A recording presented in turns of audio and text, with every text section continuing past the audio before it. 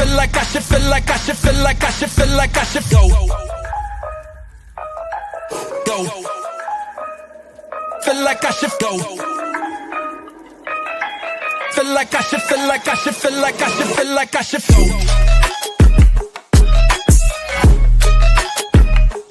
Feel like I should go. Feel like I should feel like I should feel like I should feel like I should.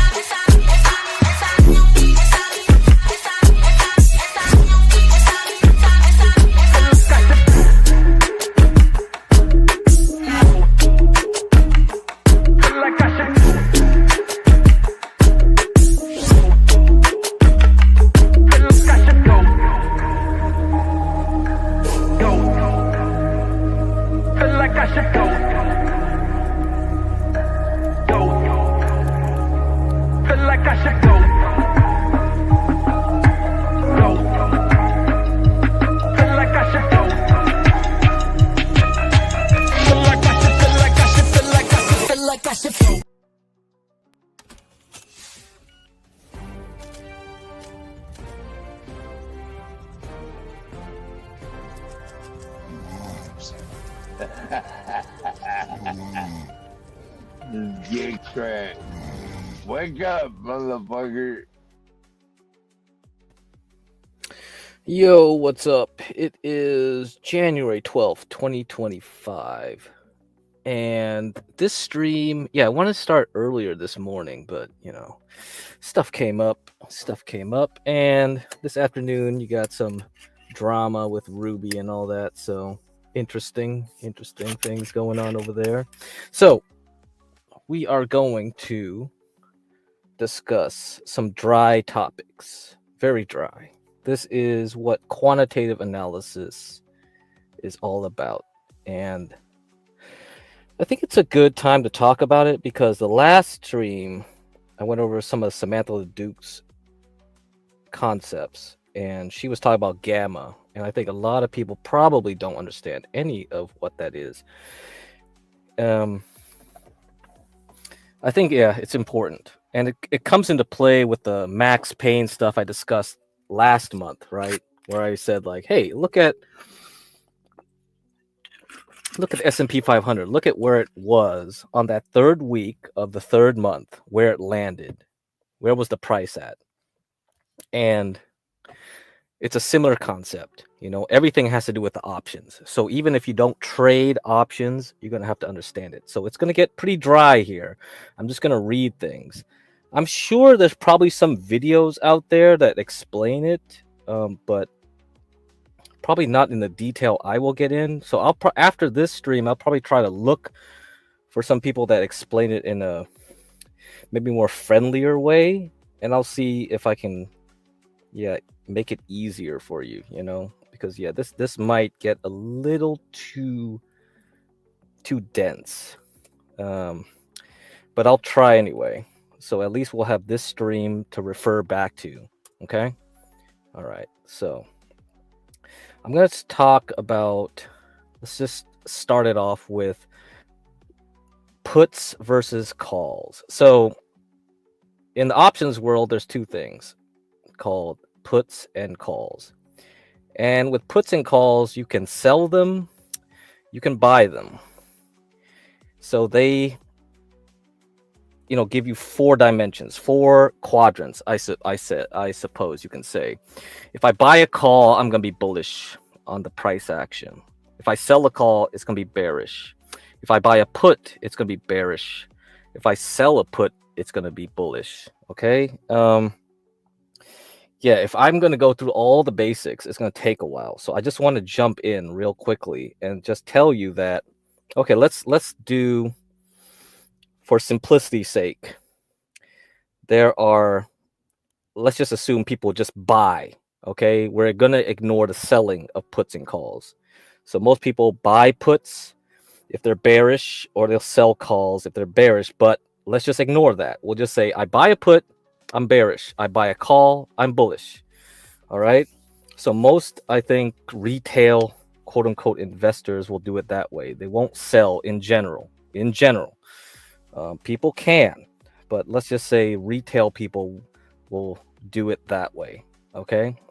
Now, if that's the case, there's one signal you can look up, and that's a ratio of put to calls.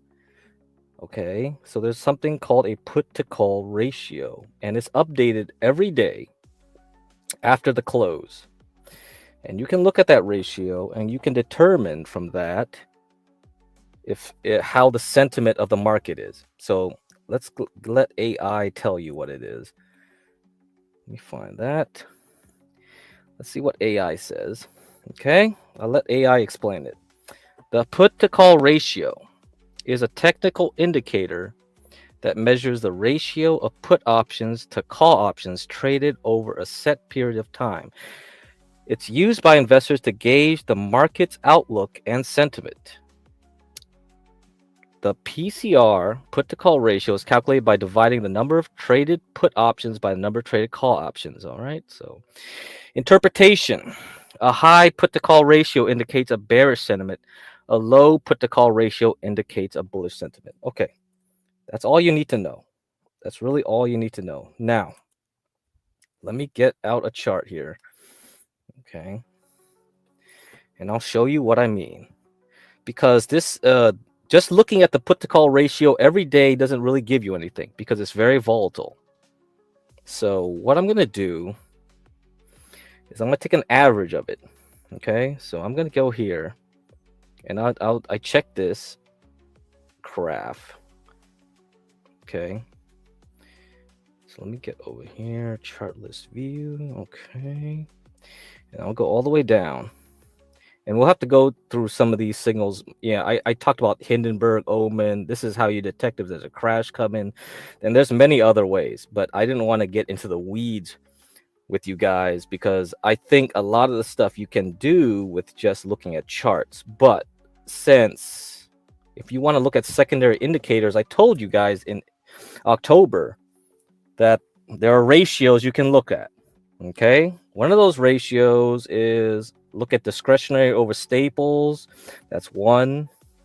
You can look at how the NASDAQ is doing versus the S&P. You can look at semiconductor versus the S&P, stuff like that. You can use those as your basic indicators.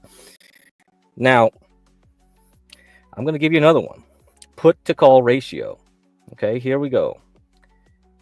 Now, this one here, I took a 50-day average of it. So usually if you look at the put to call ratio, it's just very spiky. It's very noisy. So I smooth it out with the 50-day ratio here.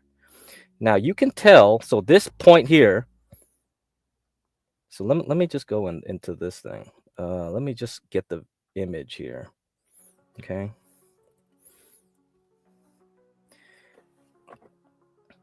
And you can see, and you can look at stock charts. It's $ CPCE, and you can TradingView has their own version of it too, so you can look at that. But if you notice, look at the crash during the Great Financial Crisis.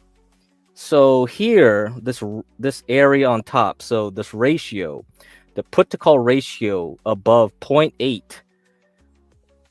I just arbitrarily picked that one. Okay. And I said, okay, if it's above 0.8, and you could say like 0.75, doesn't matter really, it's up to you.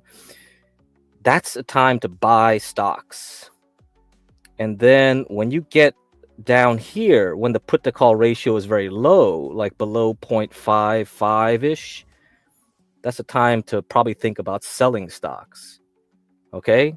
So what this means is when the put to call ratio is very high, that means people are very bearish. So this is what you do. You are trying to go the opposite of the crowd. Okay, this is how you play trades.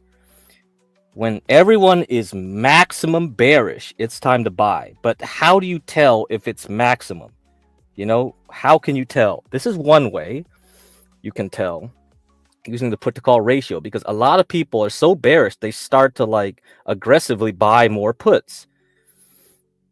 Of course, these are the dummies. So that's why when I simplified it for you, I said only care about the people buying puts and buying calls. The other side of the trade is who is selling the puts, who are selling the calls. That's the different side. That's the smart side.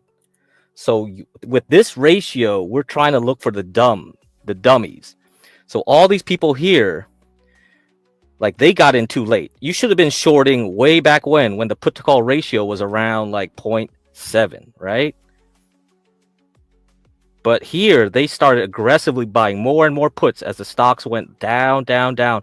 And when it got to an extreme level above 0.8 and it started touching 0.85, that's when you bought it. There was another signal just before the crash too, where it got to 0.85 on this minor dip.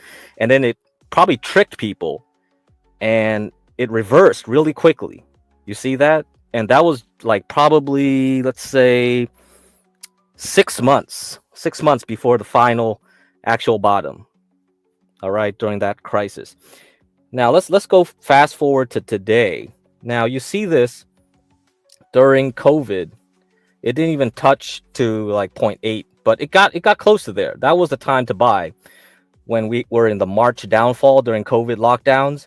But then what happened after was the Fed started pumping money, right? And then you have this situation where you were in this bizarre area where the put to call ratio was so low. Everyone was buying calls because a lot of young people, they got to trading during a time when all you had to do was buy calls.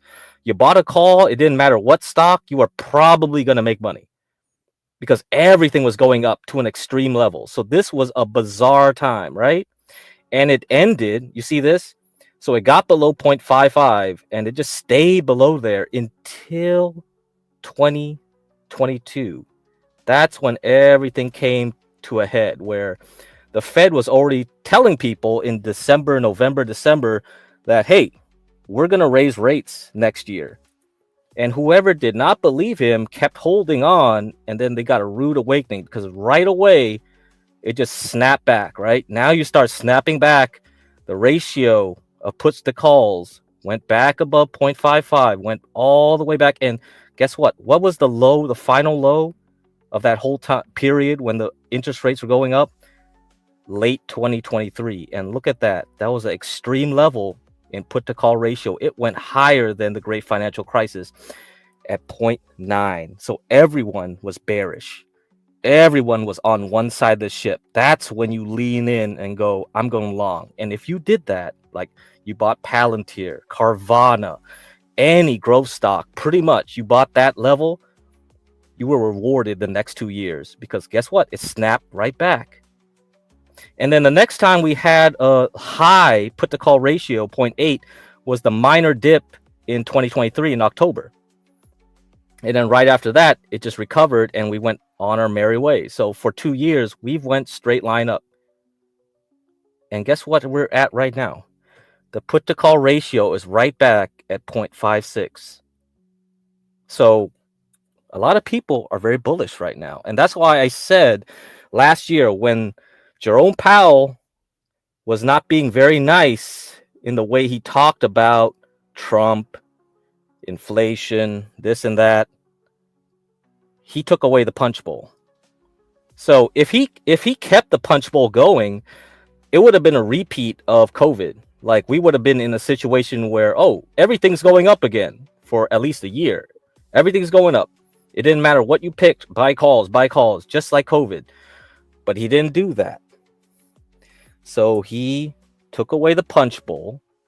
And now you're in a situation where you have to think, oh, are we going to go back to a 2022 situation? I doubt it because I don't think he has the balls to raise interest rates again. He'll just hold and not cut for the whole year if he chooses to, or cut one time. You know, that's okay.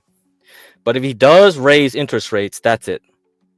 All hell will break loose. That will just like trigger a tsunami of liquidity where it's just being taken away. So that's what I'm worried about, right? We have it. So, and this bottom one is I take a 253 average of the put to call ratio. This is 1 year worth of averages. So you can see it's more extreme, you see? And we haven't gotten to the point where I would be like, oh yeah, this is dangerous. So, okay, we probably will be okay for 1 year, but don't be comfortable. Just don't be comfortable. That's all I gotta say. Okay, there you go. Very easy to understand. Very easy to understand. And now we're going to get to something more complex, even more complex. All right. So this is something that I learned way back when. There's this website called Squeeze Metrics. I'll just give it to you. You can download like the whole spreadsheet and documentation, and I'll read some of that documentation for you, but they give you some kind of thing that's computed every day. There's something called the DIX, that's a dark pool index, and it's computed using FINRA data that's updated at the end of every day, probably 1 to 2 hours after the close. And there's another one called the gamma exposure. And gamma exposure has something to do with options, which I think a lot of you guys probably don't know. But I think you should know, because even if you don't trade it, you need to know the whole market composition of where the market could go based on that gamma level. So let's go into it. This is going to get more complicated. Okay, so let me give you the website.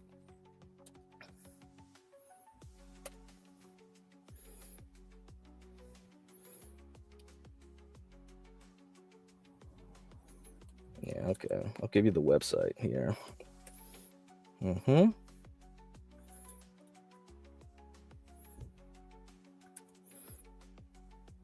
Okay, so now let's go to the documentation. This is probably actually, let me just get the PDFs. I'll just get the PDFs for you.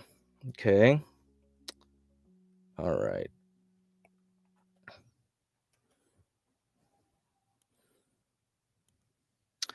White paper. I think I'll start with the white paper.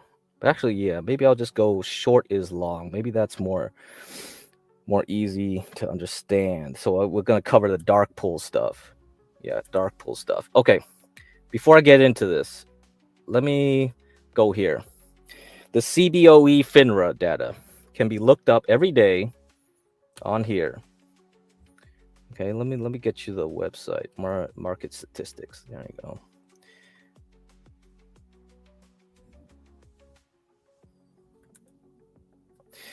Now, I have mixed feelings about this because I think it's a little bit unclear how well this aligns with actual but I'm sure people have tried to do it. So let's look at what happened like the last 3 months. Let's look at that.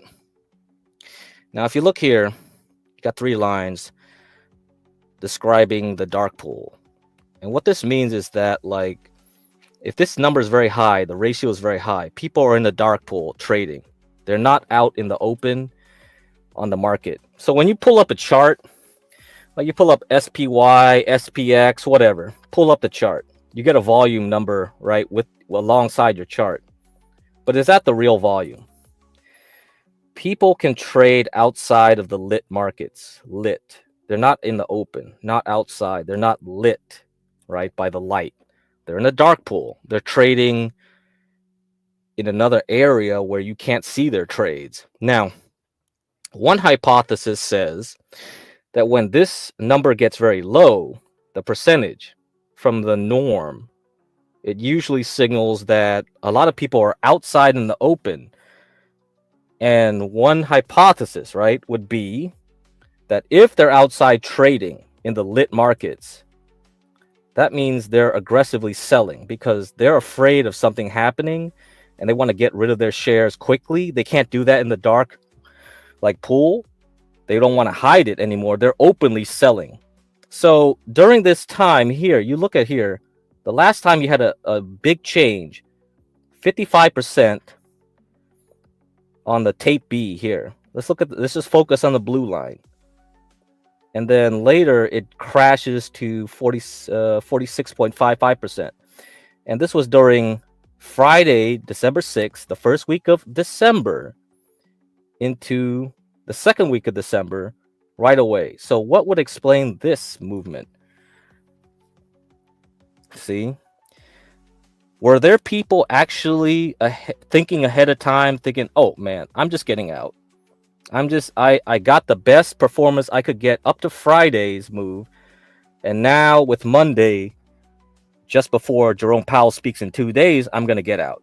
So the only way to sell a lot of shares out in the open is you have to sell it in the open market. So they weren't afraid of selling that day. They didn't care to be seen. They were willing to be out in the open because the most important thing for the insiders was to get rid of these shares. That's one explanation, right? It doesn't work all the time though. I could go back many years and show you times when this happened and nothing happened after, or it would take many weeks after before some crash would happen. So this signal is, I have mixed feelings about it. I don't think it's good enough. I think you have to massage it in a way. Like you would have to take an average and do some statistics on it. Like you just can't just use it like with eyeball. Like you just go, oh, I see a big change from Monday or Friday to Monday or Monday to Thursday or something like that. And I can decide, oh, that's a big signal. I'm going to take it. I can say that means the market is going to drop or pump or whatever. Now, right here, you have a huge spike in dark pool. This was on Wednesday during Jerome Powell. Now, what does that mean? Now, there's another hypothesis. When the dark pool gets very high, it means that there's a lot of buyers because the market maker operates on the dark pool. If somebody is buying a share from the market maker has to go to the dark pool and get that share and give it to you. Now, this is why I put this at the beginning, because I'm going to start reading the PDF and explain to you further what I mean by that. So you can understand that when you do quantitative analysis, you're not looking at price charts and whatever. You're looking at under the hood signals. You're looking at put call ratios. You're looking at open interest. You're looking at futures. A lot of those things give you hidden information. And now I'm going to go to the next article and we'll go back to the put calls and all that stuff with Gamma. But I want to, this article was just recently published on Friday, and I think this was very timely. So that's why I'm doing this now. I thought this was a great example of what I'm talking about. Big spike in Bitcoin open interest. Okay, what is open interest? I explained this at least once or twice on October streams when I discussed about futures and how futures work and what it's for. But what you want to understand is that in the futures market, there's an interest in the contract. And here I'll read this paragraph and hopefully you'll get it. So this is January 9th, 2025. I'll put the link in the chat for you to look up, because I want you to get this. Bitcoin is the modern era's #1 speculative trading asset, but the public mood waxes and wanes concerning enthusiasm towards Bitcoin. Just like any other type of speculative vehicle, there is nothing like seeing Bitcoin prices zooming up to new all-time highs to get everyone excited. And that excitement shows up in traders deciding to play in the Bitcoin futures market. Participation in a particular futures market is measured using data on open interest, which refers to the total number of future contracts existing at any given moment. Every futures contract is simultaneously one long position and one short position held by different parties. In December 2024, as Bitcoin prices were topping, there was an enormous spike up in the total open interest of micro Bitcoin futures. Okay.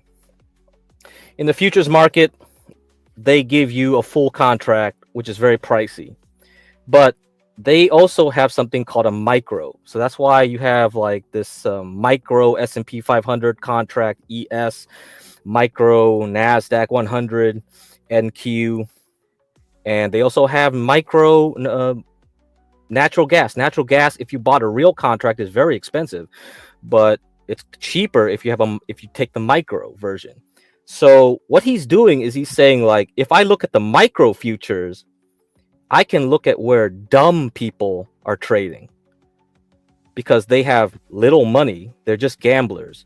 So if I see a lot of gamblers interested at a certain point using the micro contracts, I could tell when a top is, because that's when the most speculation happens, near the top, both long and short. Because he says, like, yeah, you can't tell who's long and short because every open interest means that there is one long and one short position opened up. But in any case, anybody that's speculative, they are try to time the top, or they're trying to chase the top, right? And then that's when the top will actually happen. Okay, this is a smaller contract than a regular Bitcoin futures traders, with lower entry requirements for traders. I think that he meant contract. That's what he just said. Because of that, the micro Bitcoin contract tends to attract more of the hot money small trader. One interesting point about these future contracts is that they attract a lot more attention at interesting turning points for Bitcoin prices. The micro Bitcoin futures contract has only been around since early 2021. But during that time, there has been a fairly strong correlation between spikes in open interest and peaks in prices. So we can look at here. You can see this was a top. This was a minor top. This is a minor top. So that's interesting, right? Now, this other time here, when you had the FTX like drama, you also had a like little tiny spike, but that also could tell you if there's a bottom. So any type of extreme speculation, but this is only pretty good at tops, right? You can tell right away there's some very large extreme happening before it falls back. That's when you know. So right now we're at C. So we had a huge spike and it fell back. This could mean like, yes, we are in for a pause. Let's put it that way, a pause, okay? Now, I think I have some video that I might have to play with you guys later from the Wyckoff guys. And I think we're in alignment. So I'll have to play that some other time maybe. But for now, you understand that, okay? So this is why you can look at other signals and figure out where things are. So futures traders, you know what they use? Like if you look at silver, gold, copper, all that stuff, sugar, they use something called the commodities futures report. Let me find out what that FTC report. Yeah, commitment of traders report. It's called the commitment of traders report, and it's released every week. So maybe one day we can go over that. I'm not really an expert on reading these things, and people have written books about it. So maybe I should find a good book, read from it for you guys, and you can see what I mean. So people have made indicators off of this. So every week they'll give you this, and then what happens is it's a pretty ugly report because it's a text file. So what you have to do is you take this and then you're gonna have to turn it into a spreadsheet and then make your own analysis from here. So from this report, you can figure out, okay, what type of people are shorting, what type of people are long, and then from there you look and determine if there's a signal, okay? And a lot of people use this, like old school boomer type traders who love trading commodities. They will use this type of report and analyze it. So yeah, Larry Williams is very famous. He's one of them, Larry Williams. Another one is Jake Bernstein. Jake Bernstein, he actually got in trouble. He got fined but he's very famous for doing this also. Yeah, all these guys do this. So they love this shit. But this is just the beginning. Like, this ain't even it. You know, we're in a different world now. We have options with puts and calls. So what does that mean? I'm just telling you, like, you can use other signals with just puts and calls, and then you can use CFTC to look at open interest on futures just to determine and make make calls like, oh, that's a top, that's a bottom, that's a top. Well, guess what? We have dark pools, we have lit markets, we have gamma, we have a lot of stuff that you can go crazy. You can go crazy, and it's a rabbit hole. So let's continue. Let's continue our journey here. So now you understand, like, hey, you can use futures to make calls. You can use options to make calls, but now we have dark pools. Okay, what is a dark pool? Short is long, using dark pool short sales as a proxy for buying activity. This was written in March 2018. We're going to do three things in this paper. First, why a short sale in a U.S. exchange traded stock is actually a meaningful indicator of buying activity. Then we're going to demonstrate this using only data that is freely available. Finally, we're going to invite readers to replicate our results and extrapolate using the same data, to which we will provide a URL. Now he's going to go into some history here about the dark pools.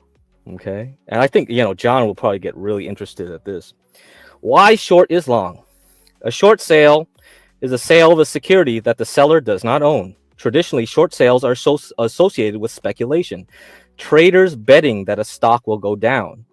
But according to the SEC, the Securities Exchange Commission, trades marked with the seller short comprise about 49% of equity share volume. In other words, about half of all selling volume in the market is short selling. Unless we actually believe that half of market volume is speculative short selling, this demands an explanation. And this is why, the GameStop guys, they were always like, oh, look at the short sale. Look at the short sale. There's so many short sellers. I think those people really did not understand how the market works right now. Actually, a high volume of short sales probably meant that the market makers were selling shares they did not own to those GameStop guys. Because there was so much demand for GameStop, the market makers, in order to create liquidity, had to make up shares out of nothing and give it to them. And then when that system wound up too tight, it broke, everything just collapsed.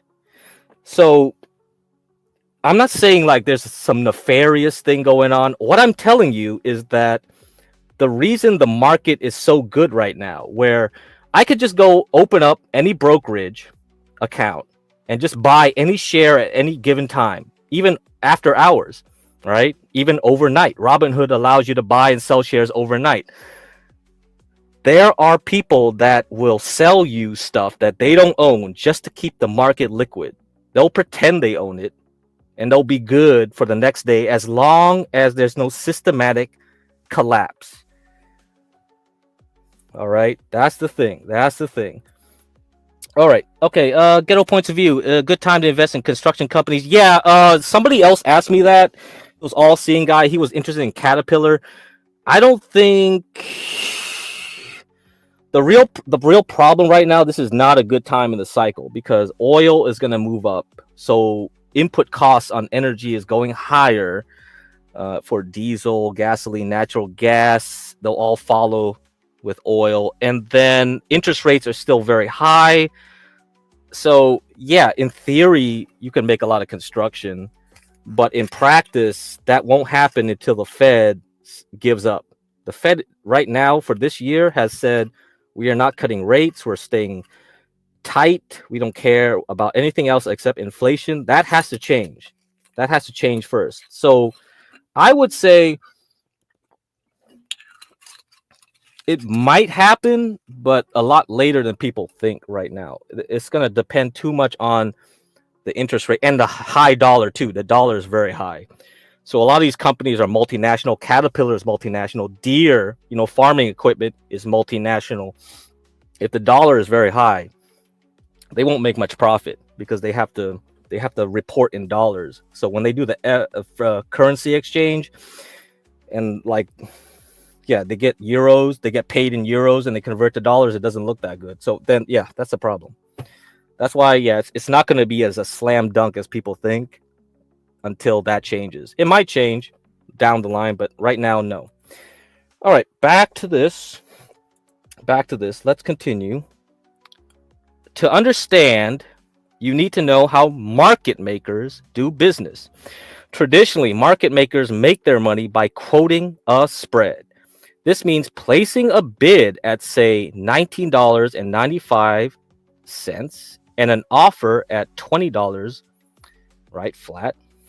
Since the market makers have no position in the stock, the offer at $20 is necessarily entered as a short sale. They don't own it, so they can't actually sell it. All right, now you see what I'm saying. They have to provide liquidity. So even if they don't have the shares, they will do it. They will do it. Okay. CKJ3, yeah.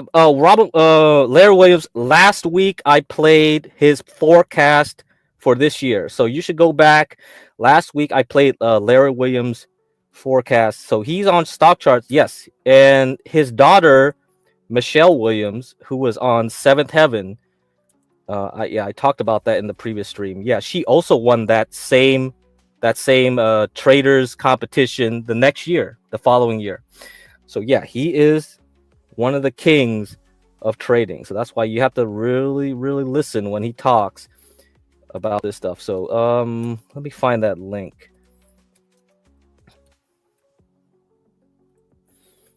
So this is Larry Williams 2025 outlook. So you can play that back, but I played it already on my stream. So yes, very important one to look at, and I agree with him. Yes, this is a choppy market this year. Traders are going to be very happy this year. Investors not so happy because you're probably going to end up with flat returns if you don't change your portfolio and do nothing to it. So that's what's going to happen. So yes, he won that trading contest, and his daughter also did the year after. So yes, she's an actress, and she also traded and got money off of that. So yes, so that's very important for you guys to listen to people that actually know what they're doing. One of them. And yes, they also did the CTFC. I talked to you about the commitment of traders report. That's something. And you should also look at Jake Bernstein also. So we'll go over these people sometime, and I'll probably find some books, see if I can find some, and then go over them. Maybe we can see some actual knowledge, but I don't want to get all too far off the weeds. So all right, so let's go here back to this. Since the MMs have no position in stock, the offer at $20 is necessarily entered as a short sale. They don't own it, so they can't actually sell it. All right, now imagine the common scenario where one investor sells to the market maker at 19.95 and another buys from the market maker at $20. Knowing that market makers place short sales at the offer, we know that only one of these trades will be reported as short. One where the investor is buying stock at $20. So the market maker enters a short trade, and then you buy it from them, their stock, right? Let me say I bought GameStop stock that they don't own. Now, what would happen? It will be reported as a short. What actually happened is that it's an actual long. But because the market maker doesn't have shares, it's making up a share to give to you to keep the liquidity going. It's reported as a short. So in this thesis, what it says is that if an investor buys a share, the market maker sells the share, it's reported as a short. If the investor sells a share, the market maker buys a share, it's reported as a long. So it's opposite to what you think it is. Now, here's the funny part. This means that whenever a market maker fills an investor's buy order, the market maker is facilitating the trade by shorting shares. The short volume is actually representative of investor buying volume, and non-short volume is representative of investor selling volume, right? It's no coincidence that short volume is predictably half of total volume. Short sales represent the buying half of the market, and long sales represent the selling half. Maybe you don't find this convincing. What about those speculative short sellers? Don't they throw the number off? No, that volume is tiny. What about passive sell orders from traders who aren't market makers? Wouldn't their sells show up as not short? Yes, but they'll still be selling to a market maker, so we would correctly interpret them as sales. The US equities market is infamous for its complexity. How can we make such sweeping assertions? Granted, it does seem that the market is too multifaceted and opaque for short volume to simply equate to investor buying volume. But there's a practical reason that today's market is more transparent than you might imagine. In a word, rebates. Here's the story. This is where John will probably get really interested. Okay. Really interested. Back in 1997, when the US market's tightest spread was 12.5 cents, the Island ECN, an off-exchange trading venue for NASDAQ stocks, started doing something different. They paid market makers to do what market makers already do, quote a spread. Whenever a trader took the liquidity that the market maker posted at the bid or offer, that trader would pay a small fee, and most of that fee would be given as a rebate to the market maker. As a result, Island attracted all kinds of market makers, ending up with tighter spreads and more depth than their competitors. Naturally, customers liked this, and within 2 years, Island had gone from 3 to 13% market share of NASDAQ volume. The idea caught on, and other exchanges, public and private, started using the market taker model and offering rebates. So spreads tighten everywhere. All right. This is where it gets really fun. This is where it gets really fun. So I remember one day, John was like, you know about the bid ask? And I was like, no, I don't really care about the bid ask. Now I see, why John mentioned that to me that time. Because he, as an older person trading, he probably remembered the old days when spreads were very wide. There was a huge gap between the bid and ask. So if I wanted to buy some shares at $1, people would be asking for $1.20, right? $1.20. The spread is very, very wide. Nowadays, nobody cares about spreads because they're very tight. Like they're going to the pennies and less, sub pennies. Like nobody really cares. Like if I got ripped off by like 0.011001 cent, most people won't notice it. I don't notice it. It's too small. Unless you're like buying tons of shares in one go, or like you bought tons of shares multiple times and you would be like, man, I got ripped off here. Somebody is stealing like 0.001 pennies off of me every time I'm trading, because the spreads now are very tight. And how is that possible? Well, now let's see. By 2005, when the SEC's regulation NMS officially made sub-penny pricing a reality, nearly everyone had adopted the market maker-taker model. By then, market makers made more money by collecting rebates than their traditional business of quoting spreads. This was a new environment. There were tiny margins and no margin for error. Only the very fastest market makers would get that rebate. High frequency trading, HFT, is primarily the story of the mad scramble for these rebates. If you submit an order to buy 100 shares of XYZ at the market, you will buy those shares from a high frequency trader market maker.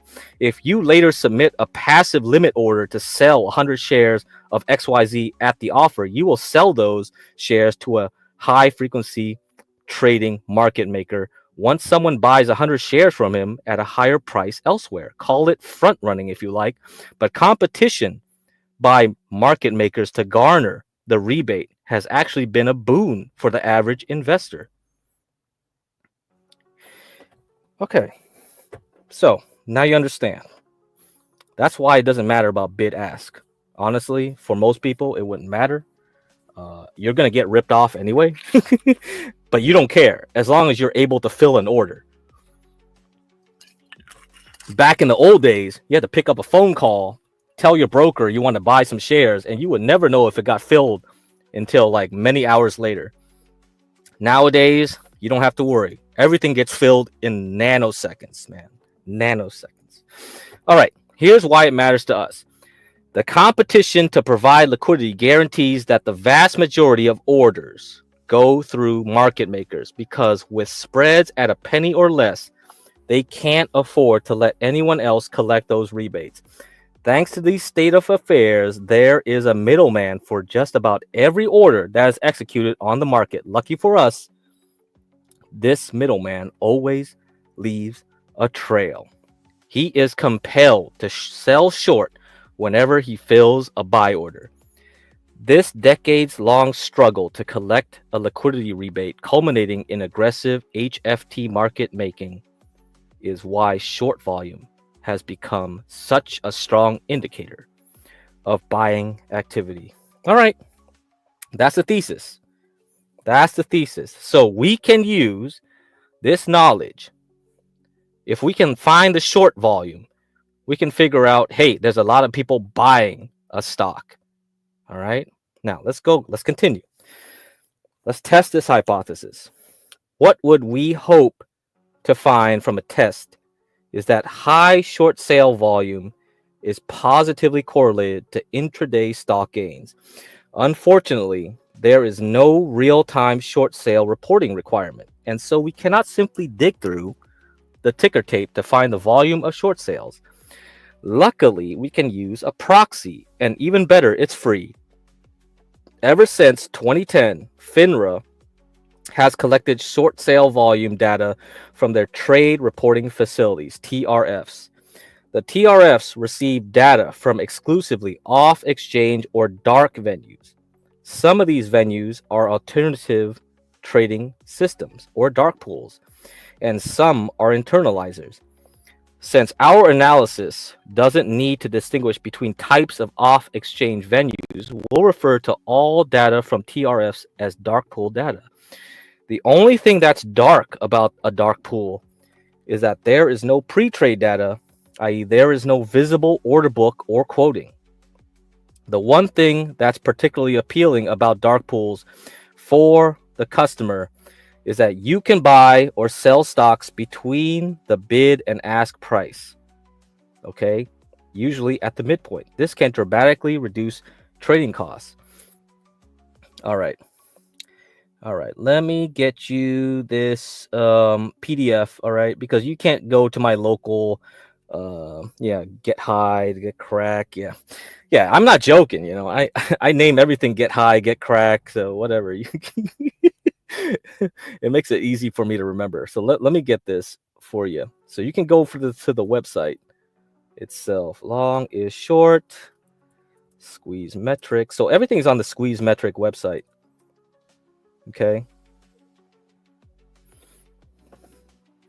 Yeah, you can go to squeeze metrics. You can find this is grueling detail, excruciating details that you don't even want to understand. Honestly, you don't.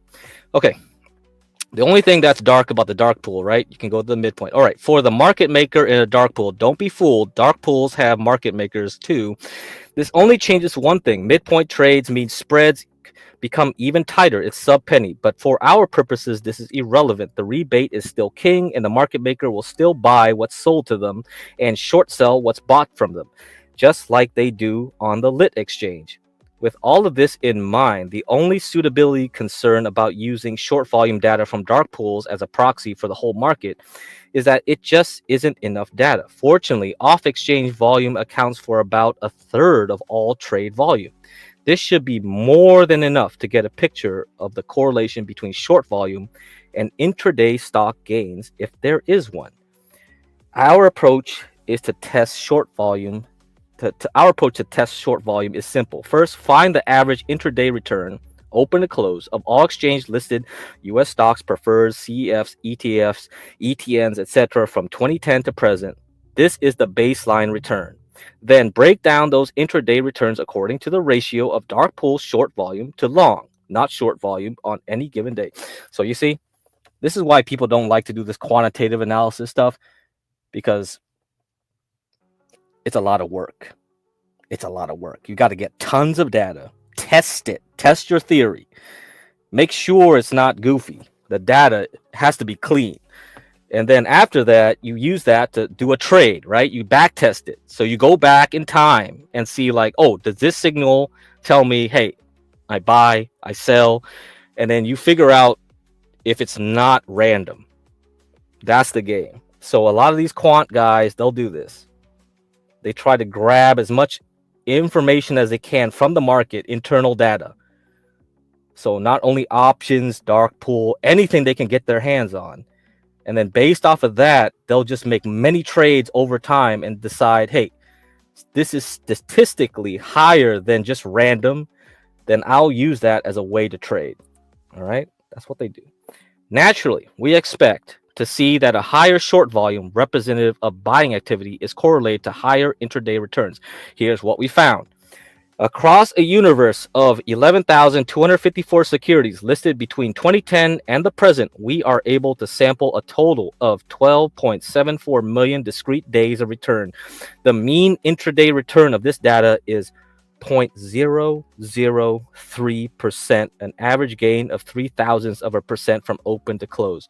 When we subsequently have the data according to dark pool short volume composition, the lower core quantile being 0 to 49% short and the upper being 50 to 100% short, we find that the mean intraday return of the lower quantile is negative 0.593%, the upper 0.1184%.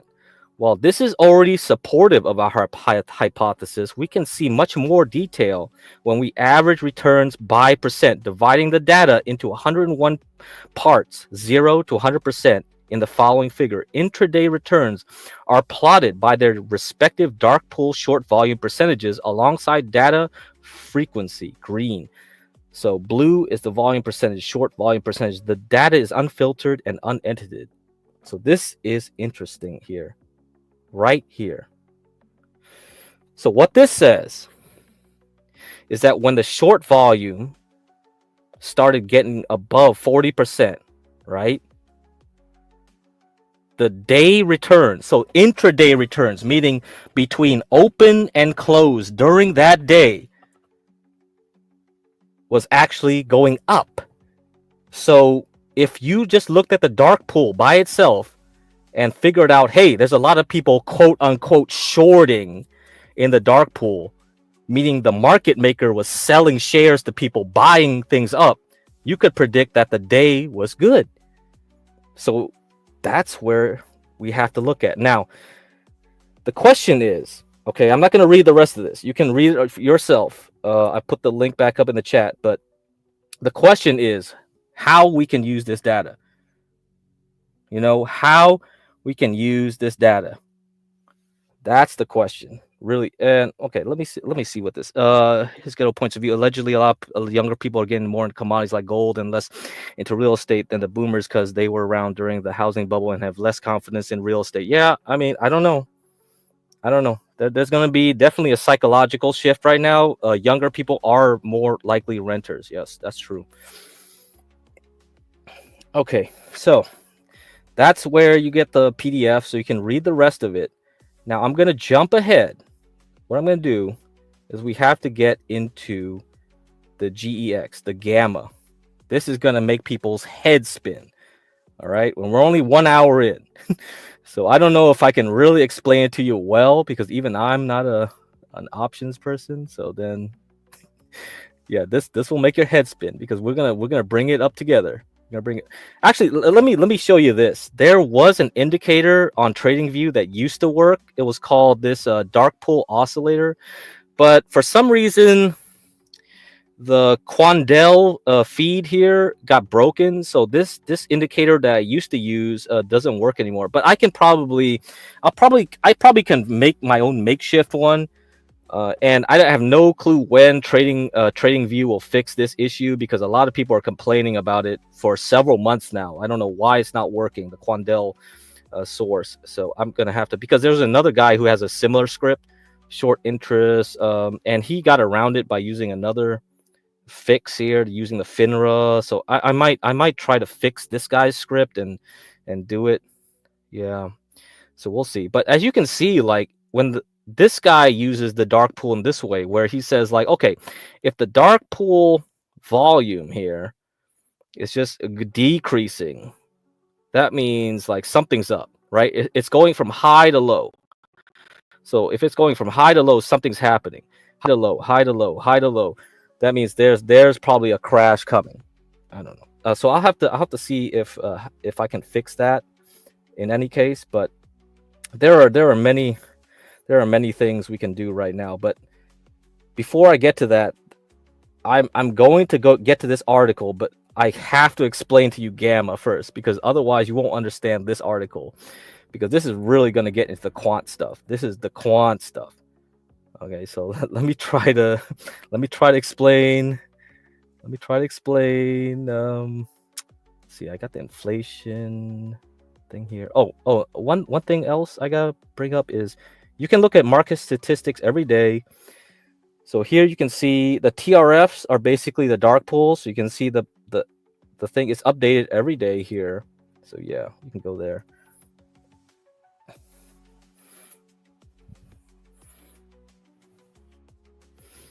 Yeah, Ghetto Points of View, there is something called the 18.6 year cycle for real estate. And so I've been telling people, if they're thinking of selling real estate, to plan to sell late 2025 into early 2026, there probably will be a big bubble. When the Fed starts reducing their interest rates, there'll be a mad dash for people to try to lock in low interest rates. So that's probably going to happen towards the end of 2025, early 2026, and there'll be a very brief moment where people can sell real estate at a good price. So if you have housing in an urban setting that you were planning to get rid of anyway for cash, yes, that will probably be the best time to get into it. So it goes in a cycle of 18.6 years. And silver and gold probably won't go up very high for another year until 2027, maybe, because I'm not even sure if 2026 will be a good year. But let's say the real estate bubble bursts, and then around that time, probably gold and silver will continue up. So I'm not saying gold and silver will go down necessarily this year, but they will definitely not go anywhere this year. We'll probably be stuck in like below $3,000 an ounce for gold and maybe $40 an ounce for silver. So we're going to have to wait until 2026 probably. So the thing is, all you're really looking at the NASDAQ, TRF, Carteret, whatever this is. This is what that is, the ABC. This stuff here is out in the open. NYSE, NASDAQ, CBOE, this is in the open. This is hidden. So anything in the FINRA and TRF is dark because it's off. It's over the counter. Okay, it's technically dark, right? You can have like penny stocks and other things, but also like dark pools also wrapped into that. I'm not sure what the tape ABC like really matters to, you should just add all these numbers up together, but like NASDAQ is like the most I guess popular dark pool. I'm not sure why exactly compared to NYSE, but yeah, this is all the only open information we have anyway. I'm sure there's probably more hidden information we can't get, but for now we can just use that, and that's what they'll use because it's free, right? I don't think anybody here is willing to pay thousands of dollars per month for hidden data, because there's a lot of services out there that gives you more information, like tape data, like third level. I mean, what do they call that thing? Like, oh man, like there's something called Bookmap. Yeah, Bookmap. Like, what's the pricing for Bookmap? Bookmap charges you. What's the subscription price here? Yeah, there are services out there that will give you more data if you want, but I'm not 100% sure how much it's worth it. It's kind of like getting a Bloomberg terminal, and it's like very few people will take advantage of this properly to pay all that money for it. You know, you're gonna get like nice data, but number one, how much are you gonna take advantage of it over time? Is it worth it? Are you getting an edge out of it? So that's the problem. You're not gonna like, yeah, you're not gonna get anything. Let me show you the pricing here, because I know people use Bookmap or something else.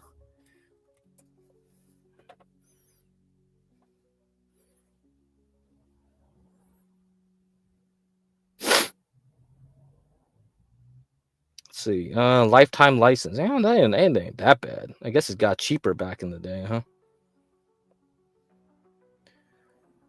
Yeah, I don't know. I don't know. Let me see. I'm trying to find the one where they have the like nice heat maps and things. Oh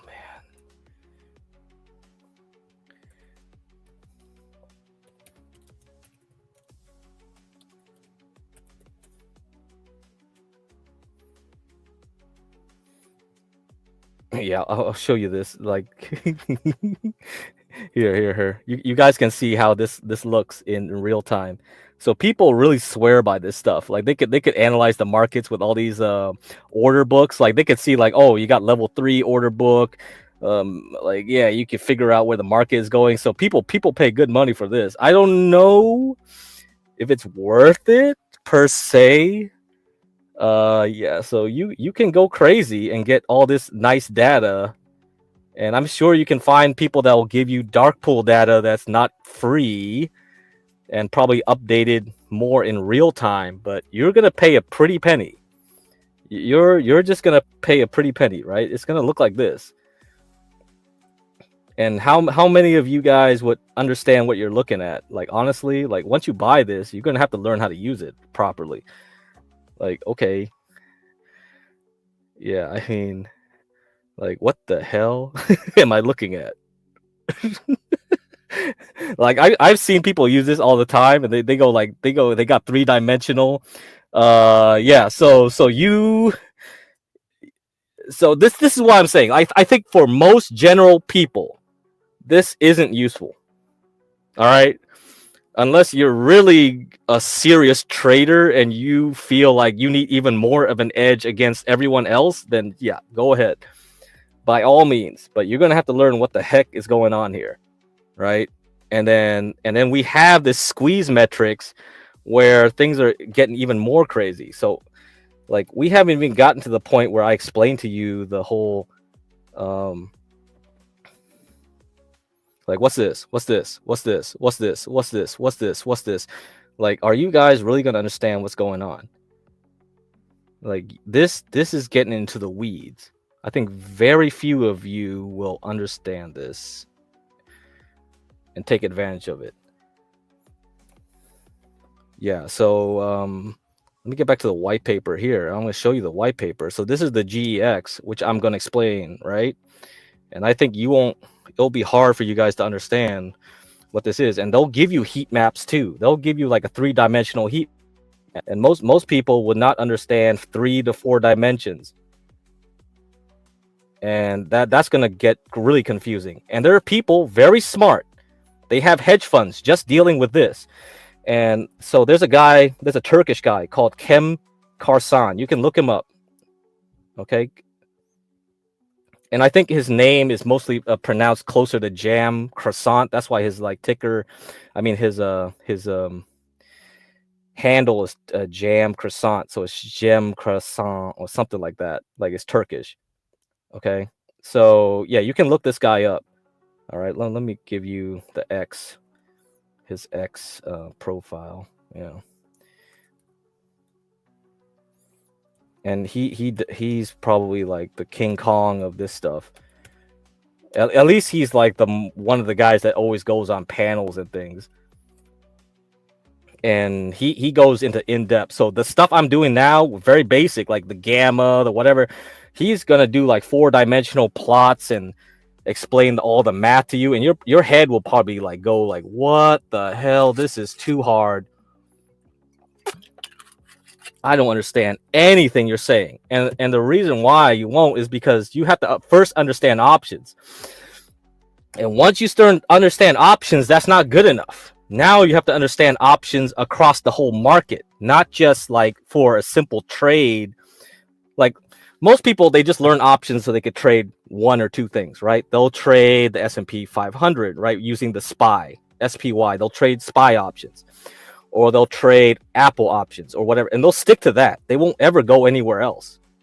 But if you want to understand where the whole complete market is going up and down, you got to take it to that next level.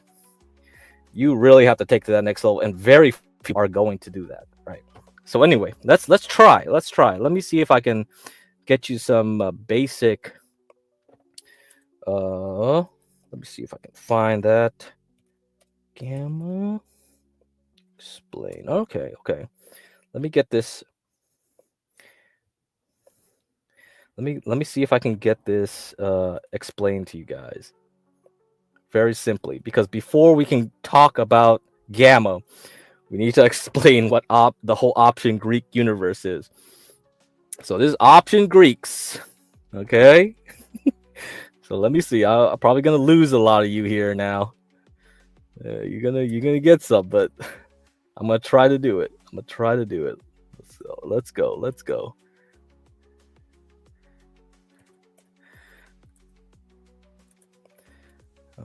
Okay. Option Greeks. Financial measures that determine the sensitivity, okay, of an option's price to its underlying parameters. Maybe that didn't explain a damn thing. Sorry. Okay. What are option Greeks? Option Greeks are financial measures, okay, of the sensitivity of an option's price to its underlying undetermining parameters such as volatility or price of the underlying asset. The Greeks are utilized in analysis of an options portfolio and in sensitivity analysis of an option or a portfolio of options. The measures are considered essential by many investors for making informed decisions in options trading. And that's probably why Martin Shkreli made AI do all this work for him, because very few people would probably can do this in their head, So in your mind, when you buy or sell a stock, all you have to do is what's the price of the stock, right? The price of Apple is $400. The price of Apple is $380. The price of Apple is $450. It goes up and down, up and down. Now, when you do options, now it's like, how fast did Apple go from 385 to 400 or 450 down back to 400? Right? That's volatility. When does it get to that price before my options expire? So that's the theta. That's time to maturity. So I got Vega. So how quickly a stock moves up and down during the whole period that I'm interested in. And then now the theta is, what is the stock price when my contract, the call or put that I bought, expires? Okay. Now, I don't care about these. And very few people care about rho. Rho is interest rate sensitivity of a stock. Very few people play with rho. Most people will just do theta, gamma, vega, theta. But I think for now, for our purposes, all I need to describe to you is delta and gamma. Delta depends on just the value of the stock, and gamma depends on delta. So it's the second derivative. Now, I don't know if you know calculus. Oh, this is a problem. So I think you guys know about velocity, right? The speed of a car. When I speed up, I'm changing the speed of a car. All right. I'm going from point A to point B. That's the stock price. How fast I get from point A to point B is the velocity. And then how fast or how quickly I change to that price will be the acceleration. So that's kind of how you want to think about it, maybe. I don't know. Maybe that's not a good analogy. But for now, let's go with that. Okay. So option Greek delta. Delta is a measure of the sensitivity of an option's price change relative to the changes in the underlying asset's price. In other words, if the price of the underlying asset increases by $1, the price of the option will change by delta amount. Okay? So if the price changes, my delta is how my options price will change. All right? So it's just some kind of derivative of the price. All right? That's the first derivative. Now, keep in mind that we take the first derivative of the option and the underlying asset prices because the derivative is a measure of the rate change of the variable at a given period. The delta is usually calculated as a decimal number from -1 to 1. Call options can have a delta from 0 to 1, while put options have a delta from -1 to 0. The closer the option's delta to 1 or -1, the deeper in the money is the option. The delta of an options portfolio is the weighted average of the deltas of all options in the portfolio.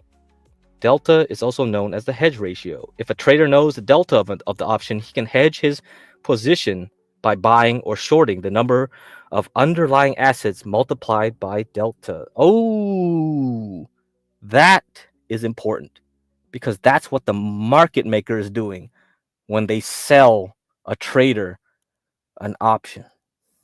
So the market maker has to hedge, and we'll get to that when I read the paper, and you'll understand more clearly. Now, here we go. We're going to the gamma. Gamma is a measure of the delta's change relative to the changes in the price of the underlying asset. If the price of an underlying asset increases by $1, the option's delta will change by the gamma amount. The main application of gamma is the assessment of the option's delta. Long options have a positive gamma. An option has a maximum gamma when it is at the money. Option strike price equals the price of the underlying asset. However, gamma decreases when an option is deep in the money or out of the money. Okay. This will be important because we need to know about positive and negative gamma. And now we can understand a little bit of what's going on when I read the white paper. The white paper. What is gamma exposure? So we are going to look at the whole market gamma, okay, based on the S&P 500 options, the SPX options. And from there, let's see if I can figure out what time should I buy and what time should I sell. That's where the issue comes in, okay? All right, let me get you the link to that.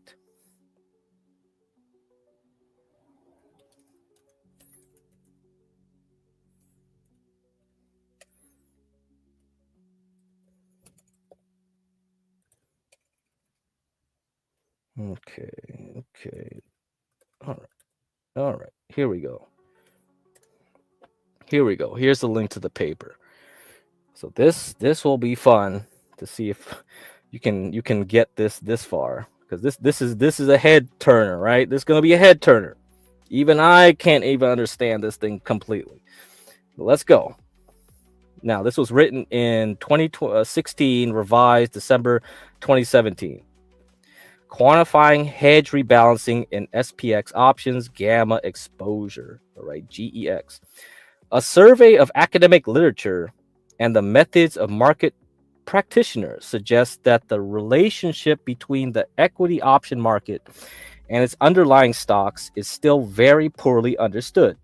Historically, the published research on the effect of equity options on underlying prices has been limited to theorizing about the effects of options introduction and expiration. Meanwhile, practitioners refer almost exclusively to the volatility and variance figures implied by the quotes of only a small strip of strike prices interpolated across two near-term contracts. Since few have even acknowledged the pervasive impact of existing options on their underlying stocks, none have put forward a pragmatic model for predicting the day-to-day impact of those options. Gamma exposure is the first attempt at such a model. Okay, let's get to here the illustration. Let's see if you guys get this. The S&P 500 index, SPX, has a large and deeply liquid market for cash settled options. The commonly cited CBOE, okay, CBOE volatility index, the VIX, so the Chicago Board, Exchange volatility index, is derived from these options. And you guys have heard the VIX a couple times on this stream. And what it is it's a measure of implied volatility. It's supposed to say what's going to happen in the future. If the VIX is starting to go up, that means the market has more volatility for the next 30 days, supposedly. Okay, so as a calculation of 30-day option implied variance, VIX uses a selection of quoted prices to derive what can be considered, put simply, an estimate of how much the S&P 500 will move in the future. So in general, if the VIX is going up, stock market tends to go down because higher volatility means increased selling, because the usual case is when there's a lot of selling, there's a lot more volatility. It's rare that you have it going the other way, where stocks start going up very violently. Very rare. Very rare. Like only like meme stocks or something like that can do that. In general, the stock market consisting of the 500 large caps in the S&P 500 rarely ever have a volatile situation where they shoot up, right? In a volatile nature. It's always usually just going down. Okay? Now, the CBOE places the correlation at 0.75. So the VIX is effective at predicting the 30-day future realized volatility, all right? So it's okay, I guess. But the VIX is more strongly correlated, 0.85, to the realized volatility of the previous month. So how well is it in predicting the future compared to predicting the past? So in general, what people have seen is that the VIX, yeah, it tells you that, volatility happened, but it's not really that good at doing the future if the correlation is less than the past, right? So in that vein, the VIX clearly fails to generate suitably distinguishable future stock return distributions at its lower readings. The one-day standard deviation of S&P 500 returns following the lower quartile of spot VIX closes, 0.51%, is not a great deal different from that of the second lowest quartile, 0.66%. A VIX of 12 means about the same as 15 when it comes to predicting variance. When instead we compare the highest and second highest quartiles of GEX to subsequent S&P 500 variance, the one-day standard deviations are 0.55% and 0.85% respectively. On an index trading at 2,000, the difference between 0.66% and 0.85% is a 4-point difference in a range every day. Okay. We believe that the greater granularity of the GEX distribution suggests that there is some element of market volatility that is simply not able to be captured by the VIX model, or indeed any other variance metric based on quoted option prices. Rather than prices, the GEX, so this gamma exposure index, concerns itself with the quantity and characteristics of all existing option contracts at all strikes and at all expirations and the market participants who trade them. So let's go here, dynamic hedging. The predictive power of GX is essentially driven by the necessity of option dealers, market makers, re-hedging activities. In order to limit risk and realize profit, an option market maker must limit his exposure to deltas. Okay, let's go back here. What did I say here? Long options have positive gamma. An option has a maximum gamma when it is in the money. Option strike prices equal the price of an underlying asset. However, gamma decreases when an option is deep in the money or out of the money. Okay. Then we have here, gamma is a measure of the delta's change relative to the changes in the price of the underlying asset. If the price of the underlying asset increases by $1, the options delta will change by the gamma amount. The main application of gamma is the assessment of the options delta. So let's go back here. So what is this? What do we say? Let's read this again. The predictive power of GX is essentially driven by the necessity of option dealers, market makers, rehedging activities. In order to limit risk and realize profit, an option market maker must limit his exposures to delta. Okay, I don't know if you get it. Okay, I don't know if you get it, but first we talked about dark pools. The market maker has to sell shares to make a liquidity, right? They're giving you an offer for a share they don't have. So we look at the dark pool and we can see who's buying. If there's a lot of short selling, we know the market maker is selling, okay, to a buyer. So we're bullish. So we have one idea. Now we have a second idea. We look at the gamma of the whole market and figure out where the market maker is to his exposure to deltas. All right, let's explain. If, for example, a market maker sells a single 20 delta put contract to an investor, he must then short sell approximately 20 shares of an underlying stock in order to temporarily neutralize the convexity effect of the options gains and losses. Since convexity itself cannot be hedged away, the market maker must commit to rehedging the option to its new delta whenever the underlying price changes enough to justify action. If in one case the price of the underlying falls and the put delta rises from 20 to 50, the market maker will be compelled to short sell another 30 shares of the underlying to stay delta neutral. If instead the underlying rises and the put delta falls to 0, the market maker would buy back the previously short sells. Thus, a market maker is essentially committed to a predictable and quantifiable regimen of buying and selling stock.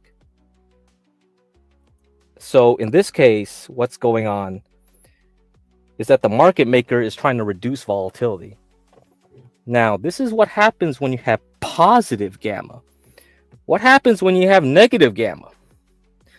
That's when the fun starts. That's why you see sometimes the market, when it crashes slowly, and then all of a sudden when it gets to a price, it starts getting worse and worse and starts waterfalling down.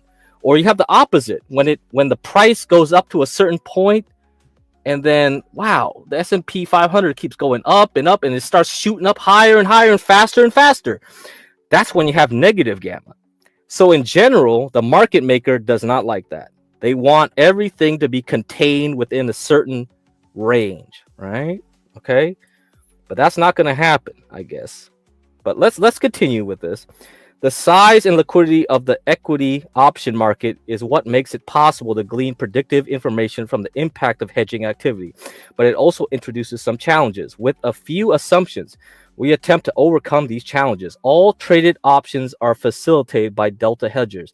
This is to say that every option contract is either bought by or sold by a market participant whose business is to profitably manage a book of options. Call options are sold by investors. So this is just the assumption they make to simplify the problem, because otherwise we're going to get really confused. Like, who is buying, who is selling? Is it the big guys, the small guys? Is it hedge fund? Is it market maker? We're just making a model. So this is just a model, right? So we assume that call options are sold by investors. So most people that have like huge amounts of Apple stock, for example, they'll sell their call options to hedge. So that's a short, because they're afraid that something's going to happen. Or they have put options that they'll buy. So that's another short. So they'll assume that investors are hedging when they're dealing with options. So this is an assumption. Okay. It is difficult to determine the direction of a trade in an ultra liquid market, as in the case of SPX options. A vast majority will trade at the midpoint of the bid ask It is apparent from an analysis of skew, open interest at strike, and particularly the effects of GEX, however, that the practice of call overwriting and stock collaring drives the market for calls. So that's why they make this assumption. A lot of people will sell calls on their stock that they own. Okay. I think there's a term for that. I forgot what it was called. Let me see.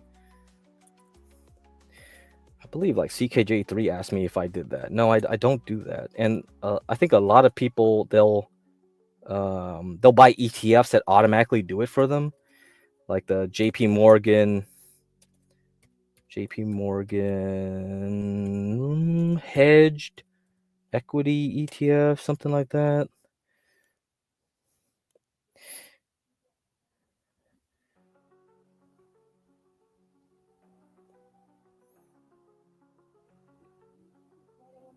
Yeah, they'll take advantage of call sales and stuff. Yeah. So this is so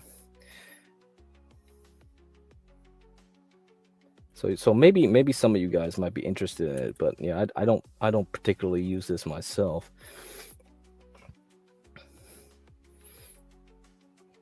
Yeah, it's the JHEQX. Okay. Yeah, ETF. So they'll automatically do this for you. They'll sell calls and hedge, and they'll buy puts at certain areas, and then they'll protect you from sudden moves. So yeah, you can do that. So this is what they're talking about here. So put options are bought by investors, sold by market makers. As with calls, puts are primarily used by investors who are already exposed to the underlying market and who are looking to modify the return profile of their portfolio using options. The protective put commands a premium for this reason, thus influencing the apparent vertical skew of index options. All right. Market makers hedge precisely to the option delta. If market makers hedged their deltas every time an option's delta changed, they would be trading incessantly. In reality, market makers utilize hedging bands to balance the twin challenges of hedging costs and delta risk, since it is not feasible to gauge the breadth of every market maker's hedging band. We simply use the delta of the option. Okay. Now let's get to the nitty gritty, how to calculate the GEX and how we're going to use this to figure out, hey, when is the market going up? When is the market going down? All right. The gamma of an option is the first derivative of its delta expressed as the rate of change of delta per 1 point move in the underlying. To calculate the GEX of an option, we need to determine the share impact of that potential change in delta on the market maker's book. Thus, if the gamma of a single 50 delta call option is 10, we can assume that a market maker will rehedge that option to either 40 or 60 delta in the event of any plus minus 1 point move in the underlying. In either case, the market maker will need to trade 10 shares. For example, if the underlying moves up 1 point and the new delta is 60, the market maker will short sell 10 shares. So that's the 1 point, right?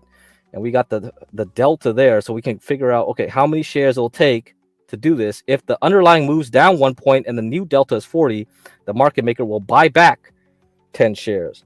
In the case of a put option, the mechanism is the same, whereby rehedging involves selling shares as delta rises and buying as delta falls. Okay, let's go back to what I was talking about. I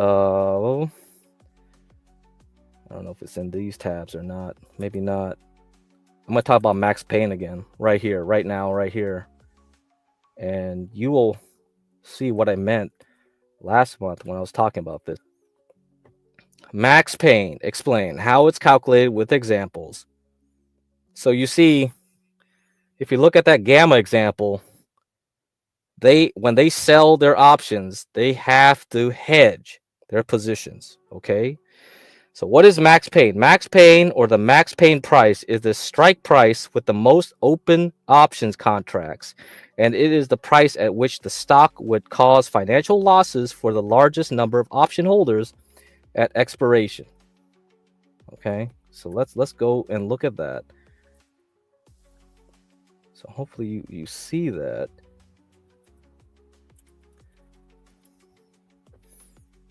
Okay, that's what I said here.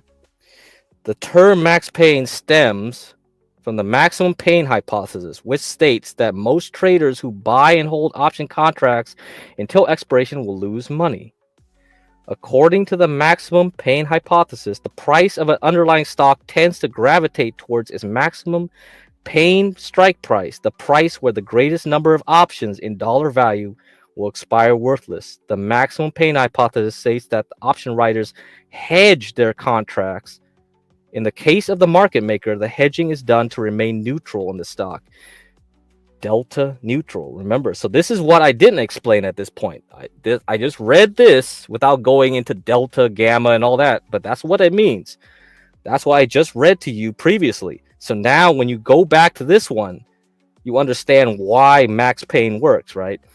Consider the market maker's position if they must write an option contract without wanting a position in the stock. As option expiration approaches, option writers will try to buy or sell shares of stock to drive the price towards a closing price that is profitable for them, or at least to hedge their payouts to option holders. For example, call writers will want to see the share price to go down, while put writers will like to see shares price goes up. Put writing and call writing is basically selling a call, selling a put. Okay. Now, let's see. Let's look at this. Let's look at the max pain. Let's look at the max pain for last week. Let's go here.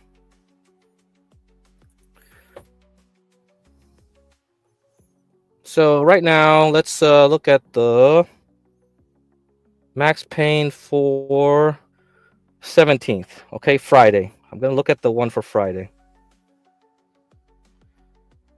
Oh my God, I got to pay for this shit now. Jesus Christ. And nothing is free anymore, huh? Okay, you see that? So on Friday, we had a move, and the reason we're really close for NASDAQ, at least, to the max pain for next Friday. And next Friday will be a monthly options contract expiration on the 17th. Okay? Now, let's do this for the S&P 500. It should be the same. Wow, isn't that interesting? So last Friday, it just went right to it. So for the next expiration for next Friday, for some reason, we just went right towards it, didn't we? So this is why, you know, a lot of people put a lot of stock and effort into understanding how options work. There's definitely something to it. I think most people probably wouldn't like figure this out though. It's just too difficult, man. This is too much. Too much, I think, to understand. But you know, maybe some of you might get it and want to get really far into it. And I'm not going to read any more of this. You can read on your own. Okay. But what I'm saying is like dark pool, gamma, you can probably use that to figure out where we're going in the market. But you're going to have to do a lot of analysis, And I don't think people are going to spend time doing that. It's going to take a lot of work. But, you know, you can at least like have a general idea, And that might be enough for you to have an edge. Okay, because we can go here. Testing squeeze metrics, gamma exposure, and dark pool indices. Reviewing my lack of assumptions. So this is going to be interesting. So some guy did all the homework for you. This guy did all the homework for you. He was like, okay, I know gamma. I know dark pool. Now, can I use that to figure out how to trade? Can I use that to trade? So this is where the quantitative stuff is. All right, my post 3 years ago, checking for signal in squeeze metrics, gamma exposure, and dark pool indicators got more engagement than anything else I've written. That's probably because it contains positive results, which people are absolutely ravenous for. That's evidence of strong incentive for people publishing trading content. People want to be told things that work. Oh, okay. All right. Okay, so we've covered this already, right? We covered the gamma, we covered the dark pool, we got information there. So what do we do? How do we figure out this is gonna work for us? Okay. Now let's see what we got here. I'll be testing these causal statements. A high gamma exposure over relative volatility value today.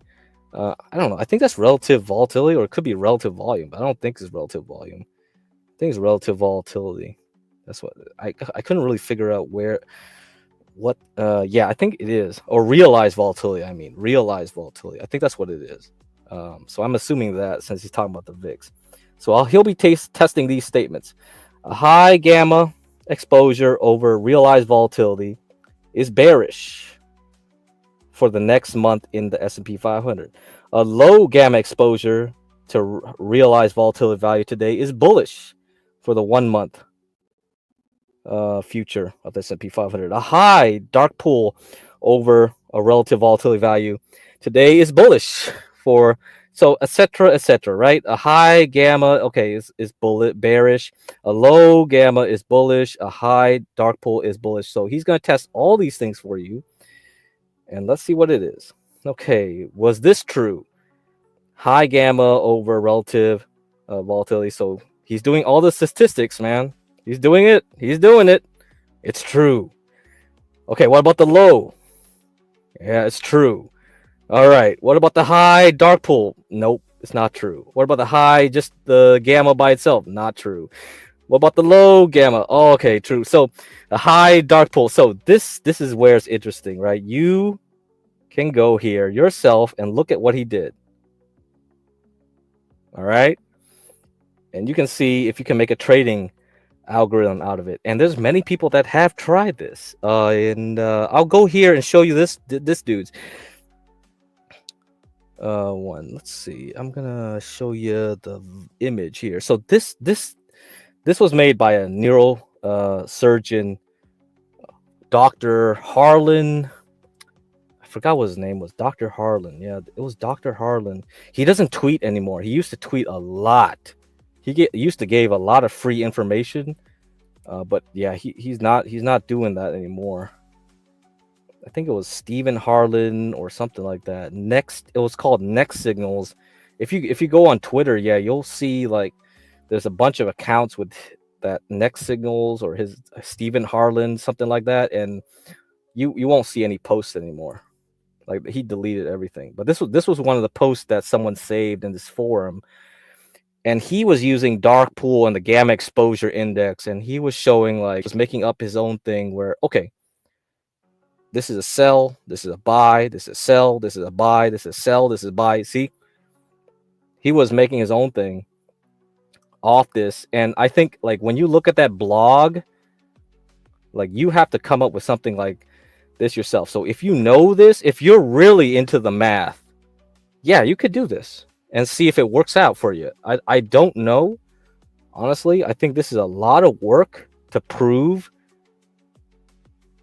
And you're going to have to use so much data from sources that you're going to be dependent on. They're accurate at that time. But yes, I can give you this thread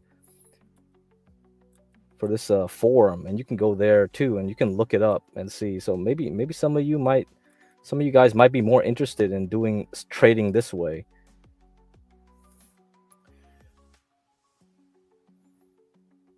Right there, yeah. So you can go there, you can see, you can check it out.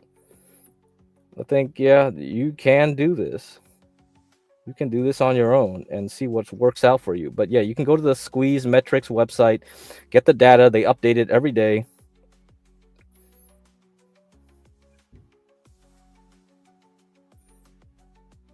Yeah, I'll post it up again. Yeah, it's very, yeah, thanks, Ghetto Points of View. I think it's very complicated. People, yeah, understanding the market itself is something that people just give up on very quickly. It's so complex that I think you do this simple way where you like try to simplify it, and then, but even the simplistic model, right, is still complex. You're just like, what, dark pools? I got to worry about dark pools to figure out what the market maker is doing, and then I got to use the gamma like of the S&P 500 index, like just to figure out where the whole stock market. Yeah, this is crazy. But people have done it. They've been doing it for at least a decade plus now. I'm not sure if it's really reliable. This is what I'm curious about too.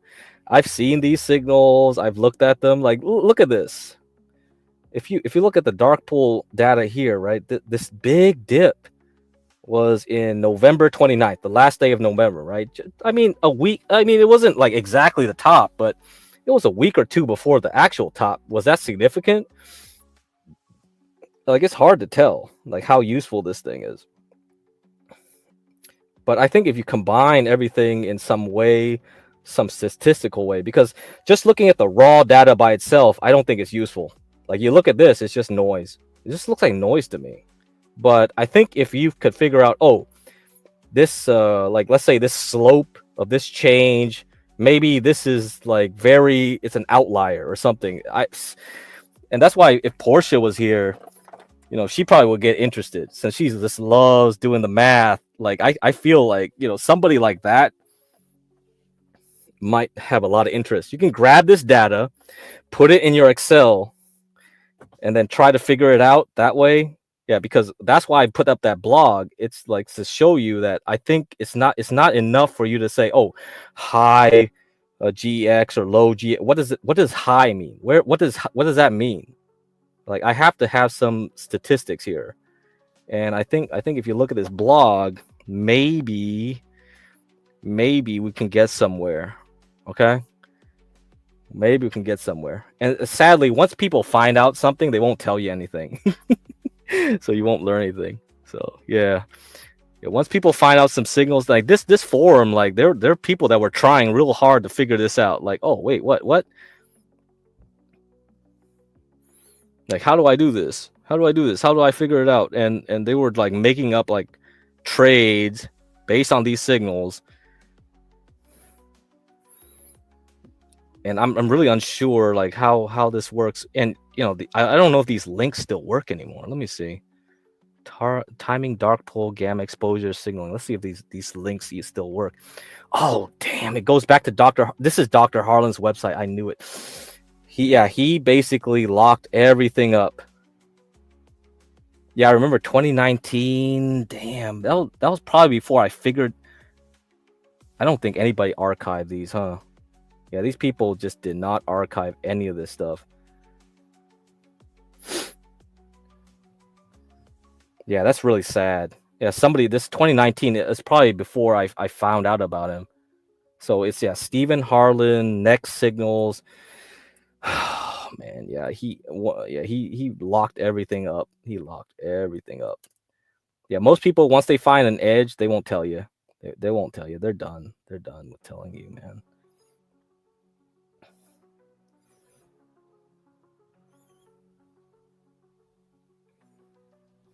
Yeah, there's this old Tumblr like website with him in it. Yeah, you see that? Like, real ancient website. Yeah, he's a surgeon. So, okay. Throughout my surgical career, I had a very big intellectual commitment to medical informatics, automated reasoning, and computerized decision support. I spoke and wrote a lot about that over the years.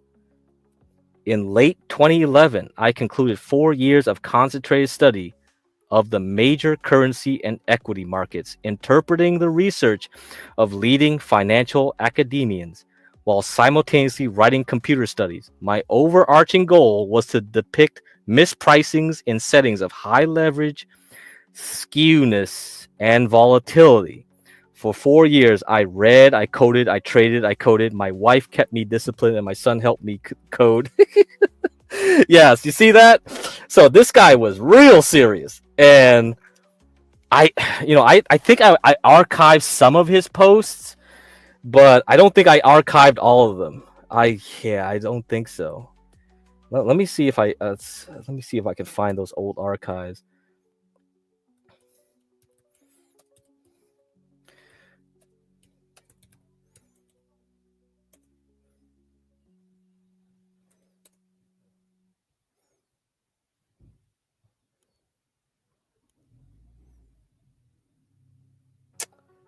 probably didn't bookmark it. I'll have to go to some other old.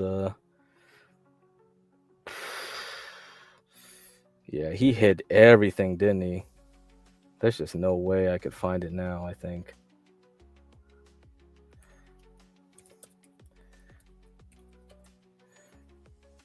Ooh, boy.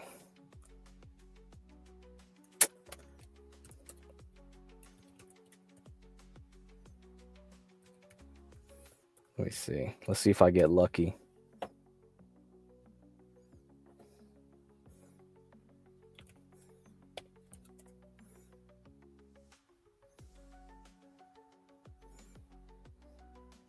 Yeah, I probably archived the last of his stuff, but I don't think I archived anything from 2019 though.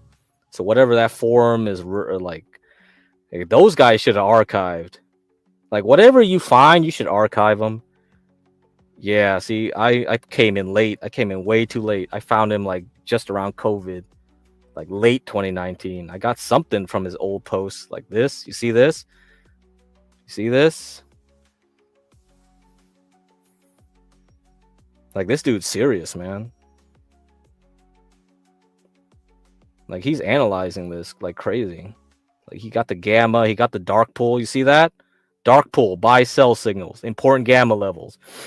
So he's already far ahead of these guys. Whatever the people are in these damn forums, no, he's already ahead, and he ain't sharing no more. None of this stuff is public anymore. I just archived this. Crazy, yeah. Disappointing. Yeah, these people should have been on top of their game. If they found somebody that was like talking real good, legitimate alpha, this is real alpha here, and they didn't archive that, shoot. Terrible. So yeah, here, I'll show you the archive. So I don't know. I tried to do my best. And he had tons of things on Twitter. So I don't know if people screenshotted that, but it's gone now. Maybe I can find some of that somewhere. But for now, yep, it's gone. It's gone now. Bye-bye. And Twitter was so annoying. Like after when Elon bought it, it was so hard to archive Twitter.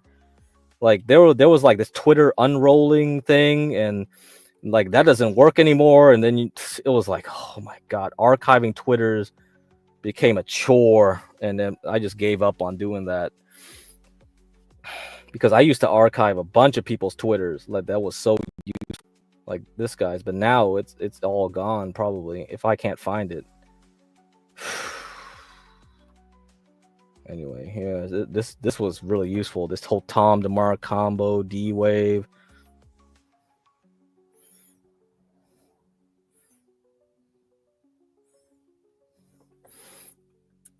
Yeah, this is rare stuff, man. You're not gonna get people that openly tell you, like, yeah, this works. They'll hide it right away. So he just was like, he gave it for free for like a couple years, and then after that, he was like, nah, I ain't telling you guys nothing no more. He just ran away. But a lot of this stuff like influenced me. Like I couldn't understand most of the stuff he posted though. Like everything like you see, you're just like, what? The gamma, the dark pool, the this and that. It's like this. You are the first one that actually tried to make it make sense to me. And then you do the DeMarc stuff, which I like too. Man, sorry, you know, I didn't feel like aggressive enough to pursue it, but since I'm doing this now with you guys, I'm kind of picking these things back up, and I'm going like, maybe I'll look into this. Like, look at the dark pool again, look at the gamma again, try to understand what the hell this guy was talking about. And so this stream, you kind of get a feel for quantitative analysis. This is the next level. This is another level besides, because most of the time when I talk about hidden signals, it's very basic, like put to call ratio. Very simple, right? Put to call ratio. Anybody can understand that. But then when you get to the gamma, the dark pool, most people just tune out. They're not going to do that.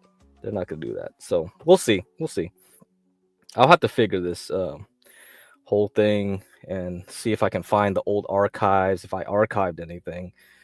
It's just too hard. Even if I did, I don't think anybody could understand it.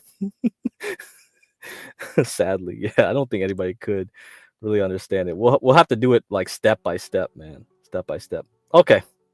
Okay, in any case, let me close off with some cycle analysis for you guys today. Let's do that. And then we'll figure out what's going on later in the whole game. Let's do some quick cycle analysis.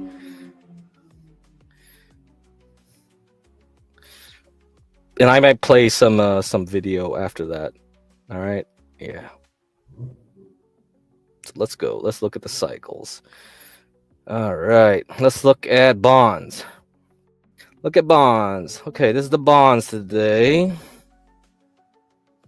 See, this is the weekly. All right. It's a weekly chart. Okay, so what we got here.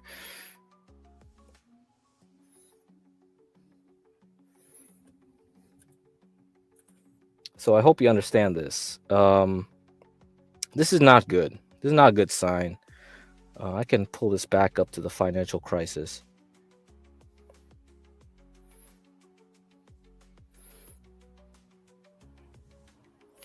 Like you see, we were supposed to have an uptrend from November, right? But what happened was, okay, Trump got elected, little bump, but not really, because people are afraid that Trump tariffs and all that. So nope, failed. And the second time it tried to climb up, right? The whole thing is just like, yes, this whole thing, yeah, it's getting pretty dicey because this whole move from October 2023 up here, like, yeah, we got this Trump tariff thing. So from the late November and then Jerome Powell, but man, if this is how the bonds are going, so this is the 10-year bonds. It was supposed to go up and we went sideways. Guess what? We're about to go back down in bonds. And that means yields are probably going to go up higher. I have my doubts that this will just stay sideways until April 2027. I think like there's a good chance this thing could be really bad where interest rates just keep climbing and climbing and climbing. I don't know. That there is a possibility. That is not going to be good. That is not going to be good. Okay. Now let's look at the S&P 500. Let's see what this is.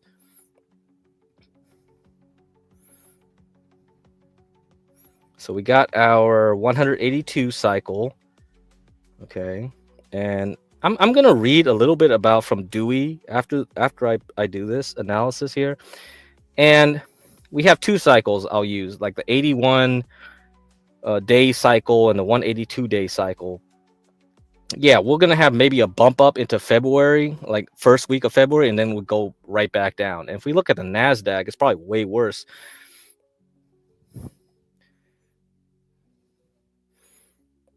Like we're already topping here, and then we got the 80-day cycle, same thing. But okay, so yeah, maybe into late January, and then we're going all the way back down. So similar, very similar. I assume like maybe Jerome says something here, and then we go down, or the Apple or Google earnings, Microsoft, Tesla earnings, and maybe that will make it go down. But yes, so that's what I expect. Now, gold and silver. Gold and silver. So these are the miners. Right now, we're on the uptrend. So, okay, for the week, I think at least a couple months, yeah. All right, I'm going to be bullish on gold and silver miners. So I talked about two of them, right, in the last couple streams. EXK and KCG, and then there's the GDX ETF. So we'll see how it goes on Monday. So tomorrow, let's see how what goes on there. And I have the daily one too. Yeah, it should be up until late January or something like that. I don't think there should be a problem here.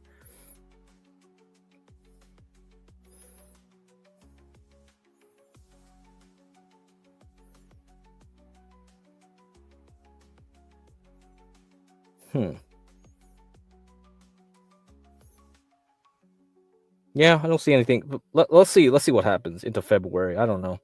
It might be a quick pump, but it might not get too far. But let's see. And then what else?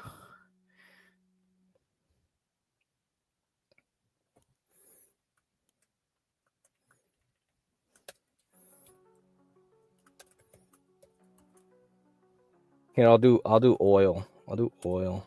Let's do oil.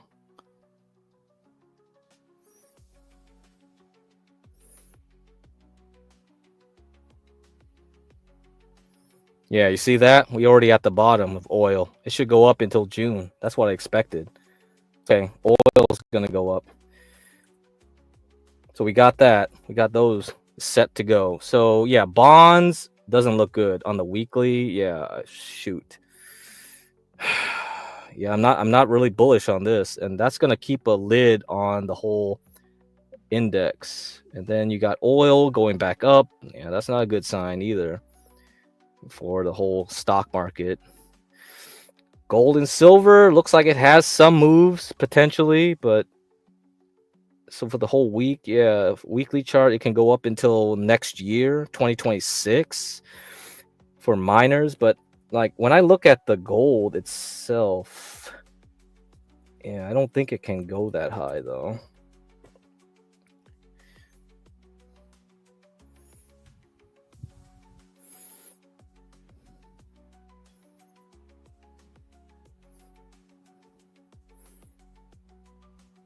Yes, it looks like we're already supposed to go be in a downtrend. Oh. So there's gonna be pressure here. Yeah. Or we're just gonna go sideways. Yeah, it's tough. Gold itself is tough to read. Let's see. Let me get this. Let's try this one. Let's see what this says.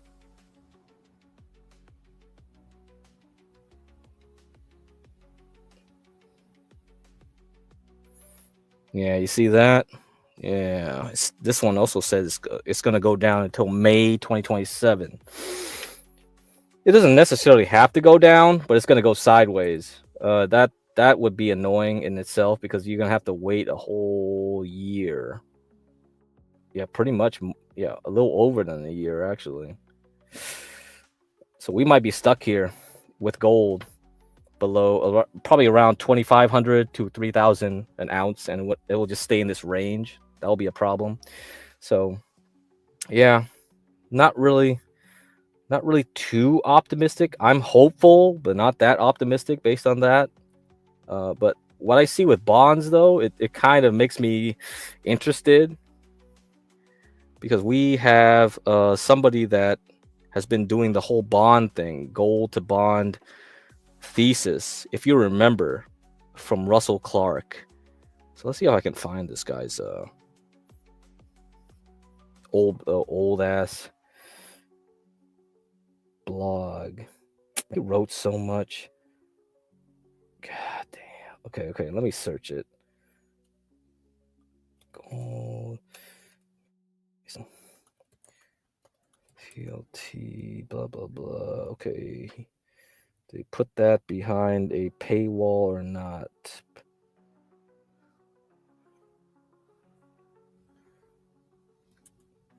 Okay, let's see if I can find this.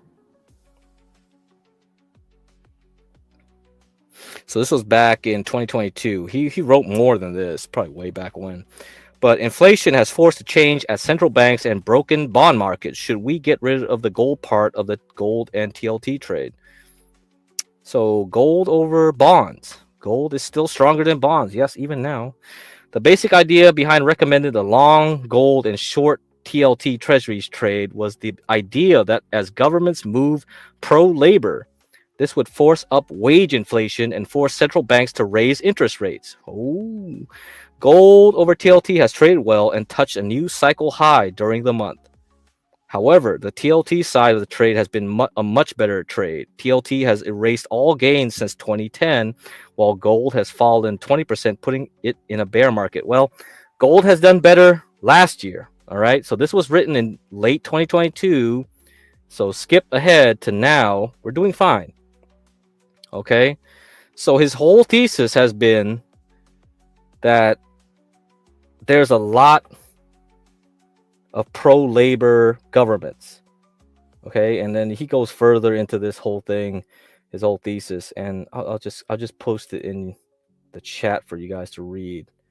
But I think this thesis makes a lot more sense as every year that's been going on. Like we see the weakness in bonds, we see the strength in gold. If gold stays going sideways into this year, that's still bullish, because if bonds are still bad, that tells me that gold is ready to go up to the next level after 1 year. So if we're going to break $3,000 an ounce to 5,000 whatever, or silver finally breaking out of $40 an ounce and stuff like that, then yeah, within 1 year this should be very easy, a very easy trade.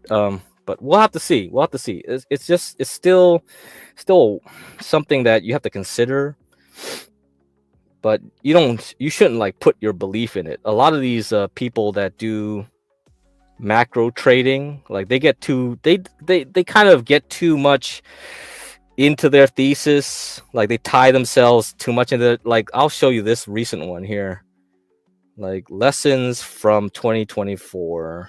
Okay, I had assumed the move higher in food inflation. Okay, food inflation. So this is spot raw industrials, and higher yields would cap asset prices, at least in nominal terms. In some ways, that has worked. If you look at anything that is old technology, it has struggled this year. It has actually been a year where shorting could have made you money. A mixture of oil and gas names and internal combustion engine auto names would have worked reasonably well. But I won't lie, it would have been a struggle. My pro-labor view would have assumed some widening in credit spreads. Instead, we see all-time lows. Asset markets have been much stronger than expected. Like you look at the NASDAQ, right? I had assumed a focus on full employment and rising wages combined with advances in artificial reproductive technology. What? Artificial wombs, and a bipartisan pro-natal move globally would lead to a change in fertility and birth rates. In UK and Australian data, we have definitely seen more women freeze eggs, but in the most relaxed regime for ART Denmark, okay, I don't know what ART means.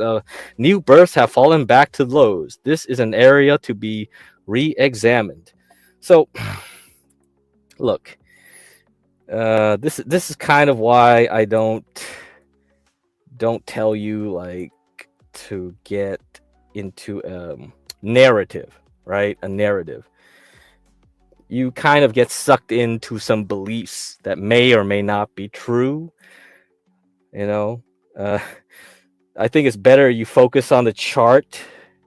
You see what people are buying and selling and focus on that. Don't get stuck on what you think will happen, because sometimes that doesn't mean a damn thing. All right, here we go. Below are the areas I'm going to focus on. Okay, tech and quantum computing. One thing that has become clear is that tech and trade are what drives macro, not the other way around. Focusing on US domination of not only cloud computing but also electric vehicles would have been a better lead on the relative weakness of oil as well as the euro and the yen. With that lesson in mind, I think the recently announced breakthrough by Google in quantum computing could have huge effects. One thing I had gotten wrong about markets was that surging prices in the tech space would lead to move entrants and then falling prices. This is a typical capitalist system. When I tracked TSMC quarterly pricing, I had assumed investment by other semiconductor producers would also price to inflect lower at some point. At the moment, there is no indication of that. So this is the wafer shipment, and I forgot what ASP meant. Oh man, let me see. Man, I looked that up before too. ASP.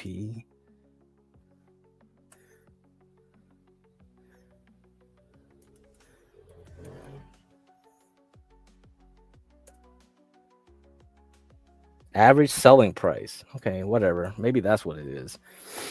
Okay. Right. The pricing of semiconductors has been a huge driver in the performance not only of TSMC but also Broadcom and Nvidia. All have been great stocks. Yeah, that's true. But if you believe in capitalism, then this surge in pricing should drive either new entrants or new technology. New entrants, particularly in China, have been kneecapped. But I wonder if Google and a new technology with quantum computing changes that. I am always reminded how propeller driven flight was the dominant engine type, driving larger and more complicated designs until near the end of World War II. The jet engine was perfected, and within a few short years, the jet engine was everywhere. Quantum computing potentially offers such a shift. Okay, this is going off the weeds. So I think quantum computing will take a lot more longer than this, but okay. But however, let me just say, oh man, this this guy goes into fertility right here. Oh, this is interesting. Or let me read this fertility one. There are some uncomfortable aspects to the failure of fertility rates to show an upward shift. Firstly, we have to consider that perhaps that urbanization naturally reduces fertility rates, mainly just how difficult it is to afford having a family in a city. And the baby boom of the post-World War II period was just a catch-up period to repopulate war-torn regions. Secondly, it has been suggested to me that male testosterone levels are falling globally through lifestyle and other choices. Is this possible? I know in Japan there has been a recent phenomenon where boys have stopped being taller after a long period of where average height in Japan for students rose almost every year. There have been signs that this is this stagnating. I have to admit, I find this all circumstantial, but maybe modern life is not creating enough men who want to become fathers. Certainly, the rise of incel culture points to a problem of some sort. Anyway, I plan to continue my work on fertility. Now, this is very important. This is very important because demographics is destiny, and that's why a lot of people, if you want to be bullish about the future, you got to have a population growth, because the peak spending years, right, are between certain ages. If you don't get that age group replaced every generation, people won't spend. So I think it's in Ray Dalio's book or somebody else's. Yeah, they'll talk about that a lot, and this is definitely a key case for it. All right. So anyway, now with that in mind, let's go to, let's see if I have a PDF of the, man. Let me see. Let's see other tabs. Let me see if I can find it. Let me see if I can find it. Oh god.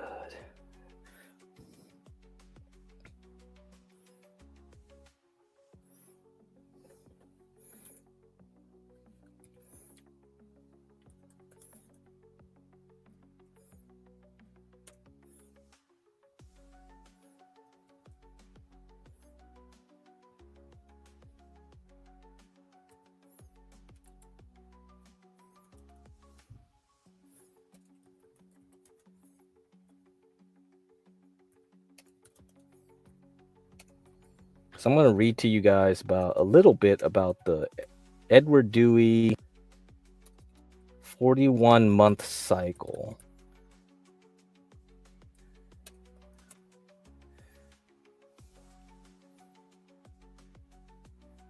Let me see. Case for cycles. Okay. Case for cycles. Huh.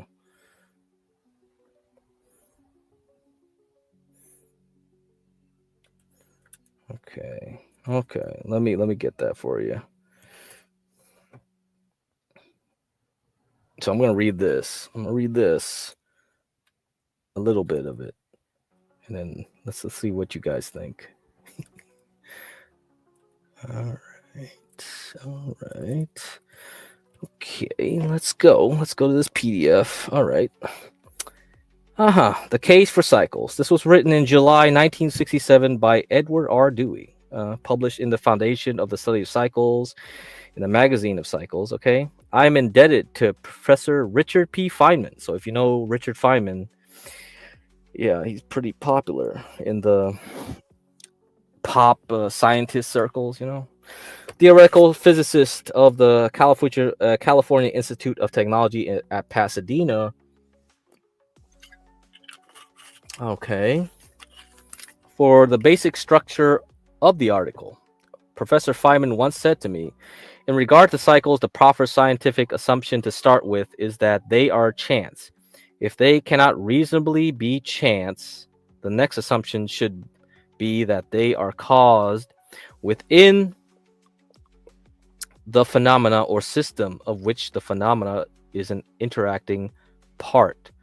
Only if the cycles cannot be the result of chance or endogenous causes should we undertake to postulate external or exogenous causes. This formula of Professor Feynman's has constituted the basic philosophy of the foundation from that day to this. It is the framework around which the following paper has been built.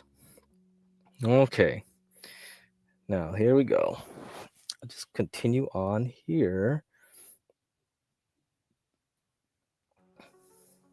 I'm gonna show you like this dude just went hardcore into studying everything. So he's looking at lynx populations. Okay, what else he's looking at?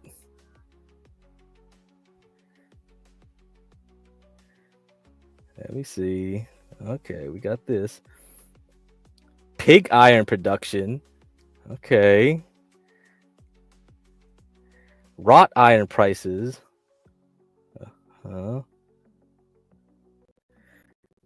Yeah, he's going through everything here.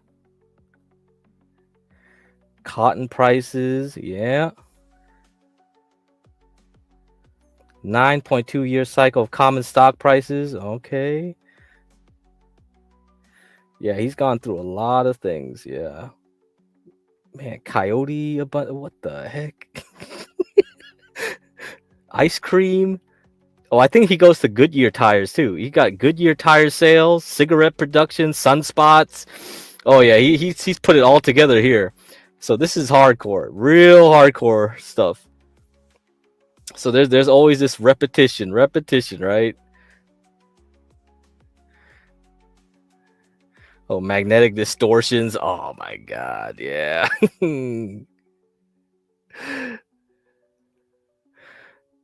Oh man. Yeah. Oh, you got the he's put it all down here for you guys. Women's fashions, 106.5 year cycle. Wow, amazing. Factory sales of cars, 35.5 months. Yeah, industrial stock, 17.75. Okay. Yeah, he goes through everything here, but now let me see if he talks about the 41 years, 41 month cycle. Yeah, okay. So he's talked about it for pig iron, but it definitely shows up in stocks. There is a 41 month cycle. I'm not sure how he relates it to the pig iron though.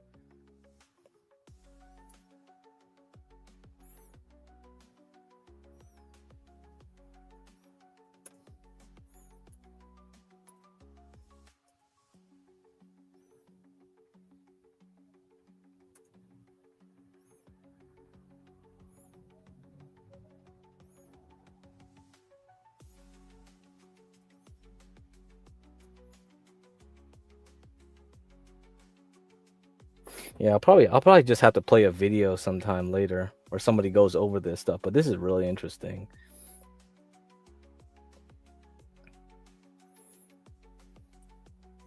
Yeah, because the 41 month cycle is like really interesting. Yeah, well, you know, Eric, there's actually is a Sunspot website where you can look at the sunspot. Yeah, that matters. That actually predicts the fall and rise of empires because we're reliant on climate and agriculture.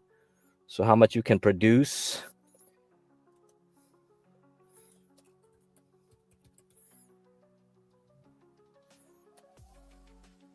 Actually, I'll read you this article, which is actually funny. Yeah. Here you go. Yeah, let me see this. I'll read this.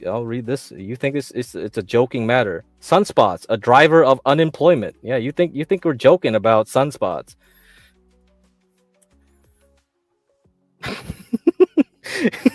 Sunspots and unemployment. Yeah, you think it's funny, huh? Hey, dude, you can predict unemployment just looking at sunspots. So this was written in November 21st, 2024. The elections are now over and decided, and thankfully we don't have any dimple Chad problems like in the 2000s. So the new administration can get to work implementing its agenda. The members of that new administration probably do not know that rising unemployment rates are going to be a bigger challenge in 2025. This is where it's going to get interesting. So that's why I said I think Jerome Powell is going to make a big mistake. He's going to care so much about inflation that he doesn't see this thing coming. There's going to be something causing unemployment rates to spike at some point. So if we go by sunspots, here we go. This expectation comes from this week's chart, which shows an exotic relationship I have discussed here before. The fluctuations of the sun's 10.6-year cycle tend to show up after a lag in economic data, including the yield curve and the unemployment rate. The chart above compares the monthly sunspot number to the U3 unemployment rate using a 3-year time offset. Putting it more plainly, the changes in sunspot counts tend to get echoed about 3 years later in the unemployment rate. That is relevant right now because 3 years ago, the sunspot count was rising rapidly as the new cycle was getting going. The sunspot numbers are expected to peak in a few more months. And so that means rising unemployment is going to be with us for a while. The unemployment rate data in this chart are the official Bureau of Labor Statistics (BLS) data going back to 1947. There are other data on unemployment which go further back in time, but those data are not considered to be as well calculated as a series which started after World War II was over. A couple of important points are worth noting in this chart. So here we go. We got our sunspots, and then we shifted the sunspots up by 3 years. So now we see the sunspots last 3 years were going up.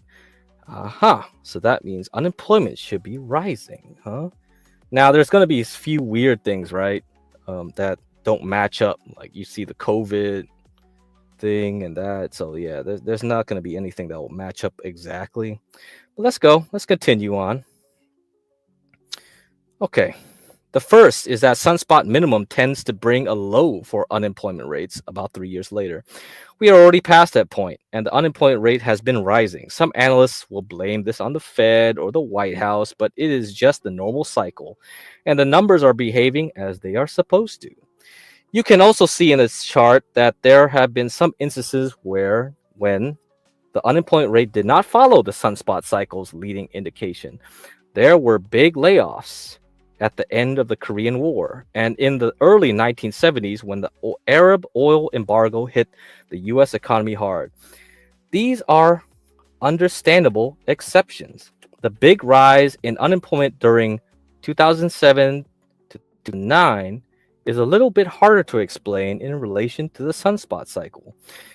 Former Fed Chairman Alan Greenspan managed interest rates poorly in the early 2000s, leading to the real estate bubble, which peaked in 2005, 2006, and which led to the great financial crisis of 2008, when banks and other holders of mortgage debt had a lot of problems. It did not help that the Fed was working extra hard in 2007 to make up for Greenspan's mistaken period of low rates. Okay, so we got this bubble. Yeah, another bubble probably. The economy would have been better served if the Fed would just listen to the 2-year T-note yield and set its interest rate policy based on that message. When the Fed officials think they know better, that is when we get problems of either overstimulation or excessive restriction. What the Fed arguably did with those actions in the 2000s was to pull forward the effect of the sunspot cycle by a couple years. Since then, the unemployment rate has gotten back in sync again, except for the large spike during COVID. Okay? This point is important because even though these episodic variations have occurred since 1947, the only time a rising sunspot cycle was not echoed by rising unemployment 3 years later was in 2012, 2015. In the wake of the great financial crisis, the Fed further bent the curve by throwing 3 rounds of quantitative easing at the problem. Aside from that one instance, all the other instances of rising sunspots have seen rising unemployment 3 years later. So we should reasonably assume that the rise in unemployment, which has now started in 2024, is going to follow the historical pattern. Okay, if that's true, then the Fed is making a mistake by keeping the interest rates high. Because if they're worried about unemployment, this is going to be a thing. Because right now they're not. They're just worried about inflation now. They've switched modes. Like last year in 2024, they were worried, ooh, man, maybe unemployment is getting too high. We better worry about that. And now this year they switched to inflation and forgot about unemployment. Guess what? I think they're going to make a mistake. And then they're going to flip the script real quickly and say, whoops, we made a mistake. We're going to start cutting rates again real fast. And what's going to happen? You're going to get that nice bubble in real estate into 2026. Sell your houses in early 2026, late 2025. So it depends on when they're going to figure out they made a mistake, how quickly they do. Because right now you got this data showing that, oh man, we got a strong economy, everything's going well, but something's about to break. Something is. Now, I don't know if it's about sunspots or whatever, but if we go by the cycles, this year is going to be really interesting. Okay? So keep your cash in hand. All right, let's continue. So we should reasonably assume that the rise in unemployment, which has now started in 2024, is going to follow the historical pattern and continue to see a rise until about 3 years after the peak in the sunspot cycle. The incoming presidential administration might think that they have a whole lot of other agenda items in their plans, but they are going to find out that it is tough to escape the effects of this cycle. They are going to have to face the problem of a higher unemployment rate, which tends to get in the way of accomplishing a lot of other things. And that was going to be true no matter which candidate ended up winning the election. One might reasonably ask what possible causative effects sunspots could have on the economy and why there is a 3-year lag time. That is an interesting question, but not an essential one. Our human minds are naturally programmed to want to know why things happen. Having a reasonable explanation for the why makes us feel better, but it does not really help us in this case. We have more than 7 decades of evidence of this relationship working through multiple solar cycles. At some point, even if we cannot explain the why, we can satisfy ourselves that the amount of evidence of the relationship is sufficient to accept its validity. And that's why we go back here where Edward Dewey was talking about that. There is a case for cycles. We might not know all the cause and effects of cycles, but they do happen. There is a cycle in everything, okay, guys? And if you know them, that'll help you out. It definitely helps you out, right? Because you can time the dips, you can time the pops. That's all we have to work for. And yeah, I'll play the videos where we talk about the 18.6 real estate cycle. I definitely have to play that one day. I have other videos to play for you guys. But for now, this stream was essentially just to talk about quantitative analysis. You look at the options, you look at that. That's one way you could find tops and bottoms, put to call ratio. Okay, and then I went to the next signals guy, and he had a whole bunch of things talking about the dark pools and things where he was analyzing it. So I gave you some links, and let me give you the sunspot one. I don't know if I gave it to you, so I'm going to give that to you too, so you can do it here. Okay, so you got the Sunspot link, so you can look that up too. Fun stuff. There's a lot of information in these websites that you can learn, and so you can realize it to your benefit. Because yeah, we have to have an edge. You have to have an edge when you're trading. It's going to be difficult this year, I think. It's just not going to be so obvious, right? You buy before the election, you sell after the election. This, yeah, and that. But now we're at a point where like tech companies probably will have a hard time going up until the yields go down. We have to wait for Jerome Powell to change his mind when he sees that, woo, wait a minute, unemployment is rising rapidly. So I am going to give up on fighting inflation and stop the economy from going off a cliff. It depends on how fast he sees it. It's like Denison, like, will Jerome Powell see his shadow? Like the groundhog. Will he see like, oh, damn, there's a shadow there? Let's see, right? Let's see how quickly he comes up to that conclusion. Because economic data is very slow to materialize. Everything is slow. Unemployment data, notoriously very slow to show up. Like right now, it says we're booming, but that's lag data. That data is ancient data. And it could be manipulated too, right? Because a lot of times these economic informations are revised down. That's another problem. We don't even know if this is real. It might be the economy is good, maybe not. Okay, so that's something you have to look at. All right, guys. Can you please donate to Porsche if you want to keep these streams going? Because yeah, the costs have been going up.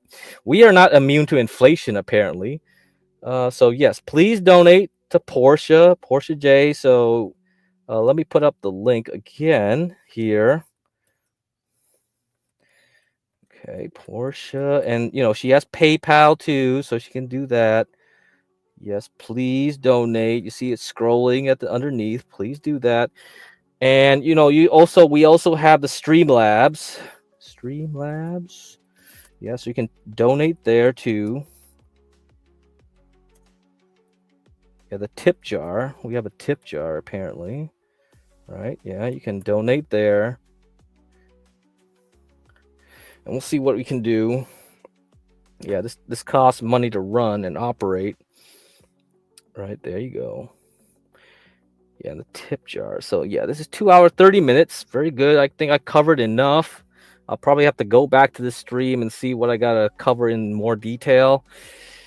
Because even all that stuff is kind of confusing. We have to. I think we have to break it up into more bite-sized pieces for people. That's the tip jar. No, we were thinking about that. We were thinking about that stuff. Yeah, John does have some plans. I mean, we could have it where people, we could have a separate one where, people want to donate so that they pull together some funds for, like, we can make our own ETF. I mean, we should make our own crypto, honestly, Tropes. Like, we could make our own, like, one where it's like a REIT. It invests in John's properties. John, like, improves his properties based on your coin purchases, right? And then you get a little dividend every month or so.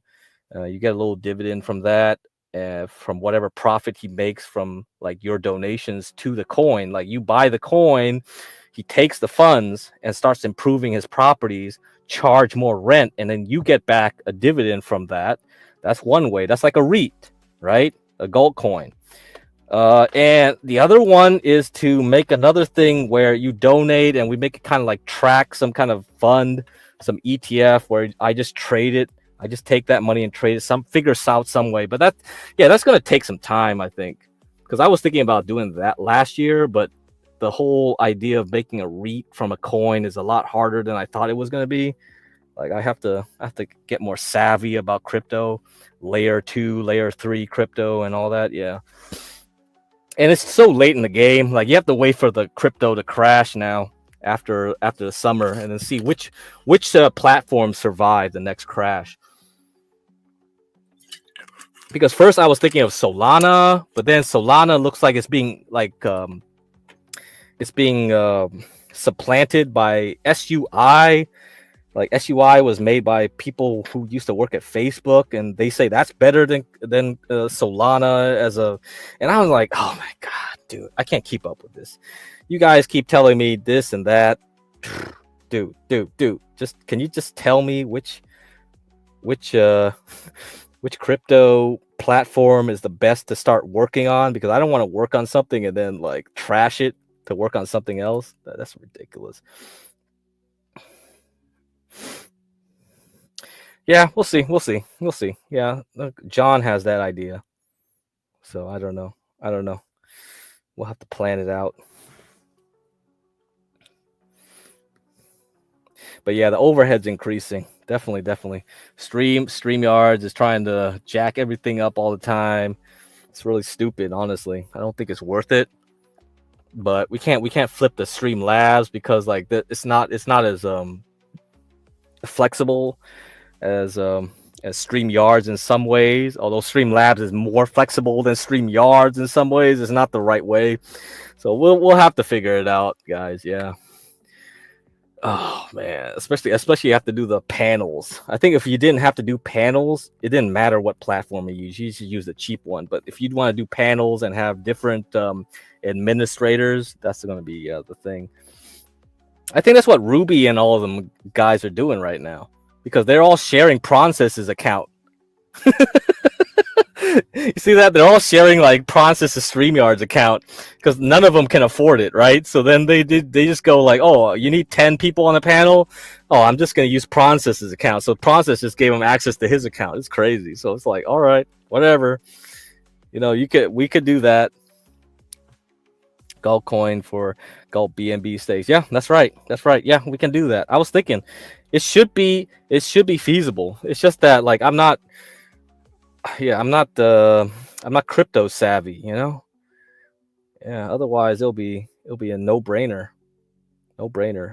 I mean, the funny thing was there was a scammer, an Indian scammer, straight up Indian scammer in the UK doing the same thing I was thinking to make a coin that paid for his properties, but then he just scammed. Like he just took the money and didn't even pay people back or anything like that. Let me see, REIT coin. Like, man, there was I don't even have that thing anymore. Fuck. Yeah, there was somebody that did. Oh man. Yeah, UK crypto. Let me see. Indian UK crypto real estate something. That should.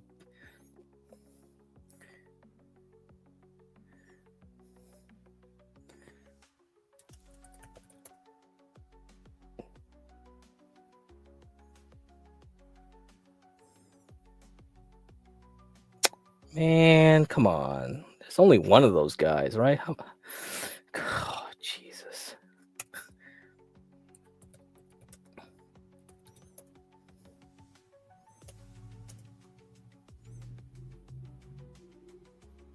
I don't think I bookmarked it though. Crap.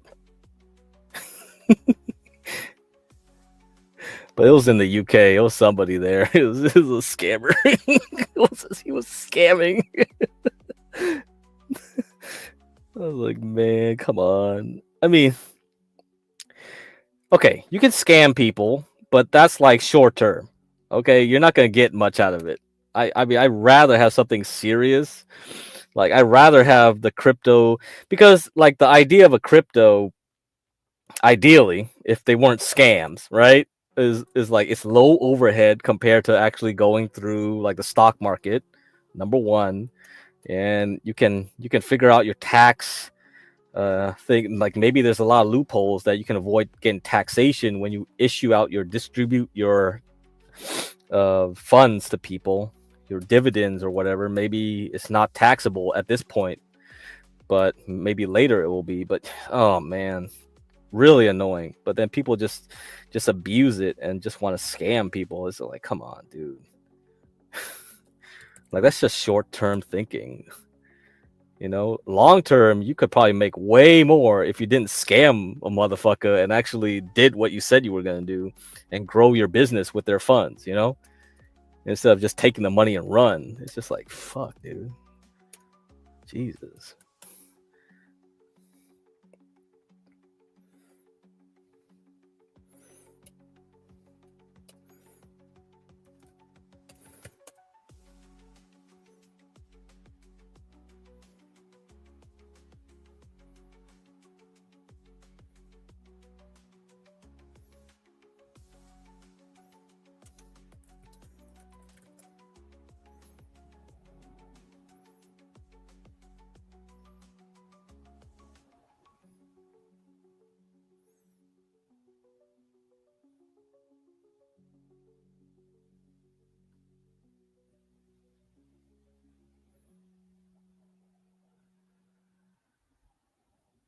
Yeah, there's too many scams out here. I can't find the original one I was looking for. Oh man, whatever.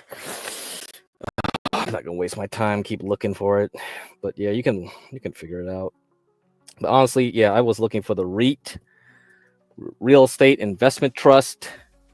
You can do that. Okay, let's see, crypto, and if you can do it right, it'll be really good for John to do it that way. It's low cost and all that. So all right, guys, gotta go. Let me see if I can explain some of this stuff again some other time, and we'll go from there. I think it's useful. Maybe some of you guys really will find it interesting, but I have to do myself. You can't find. There's so many in this skip. Yeah, I can't find it anymore. It's like I don't understand. Why the fuck are these? Fuck, man. Why you got scam everyone? Nice. Is it in their culture to scam? Is that what it is? I have no clue. All right. I gotta go, guys. See ya. Feel like I should, feel like I should, feel like I should, feel like I should go. Go. Feel like I should go. Feel like I should, feel like I should, feel like I should, feel like I should go. Feel like I should go. Feel like I should, feel like I should, feel like I should, feel like I should.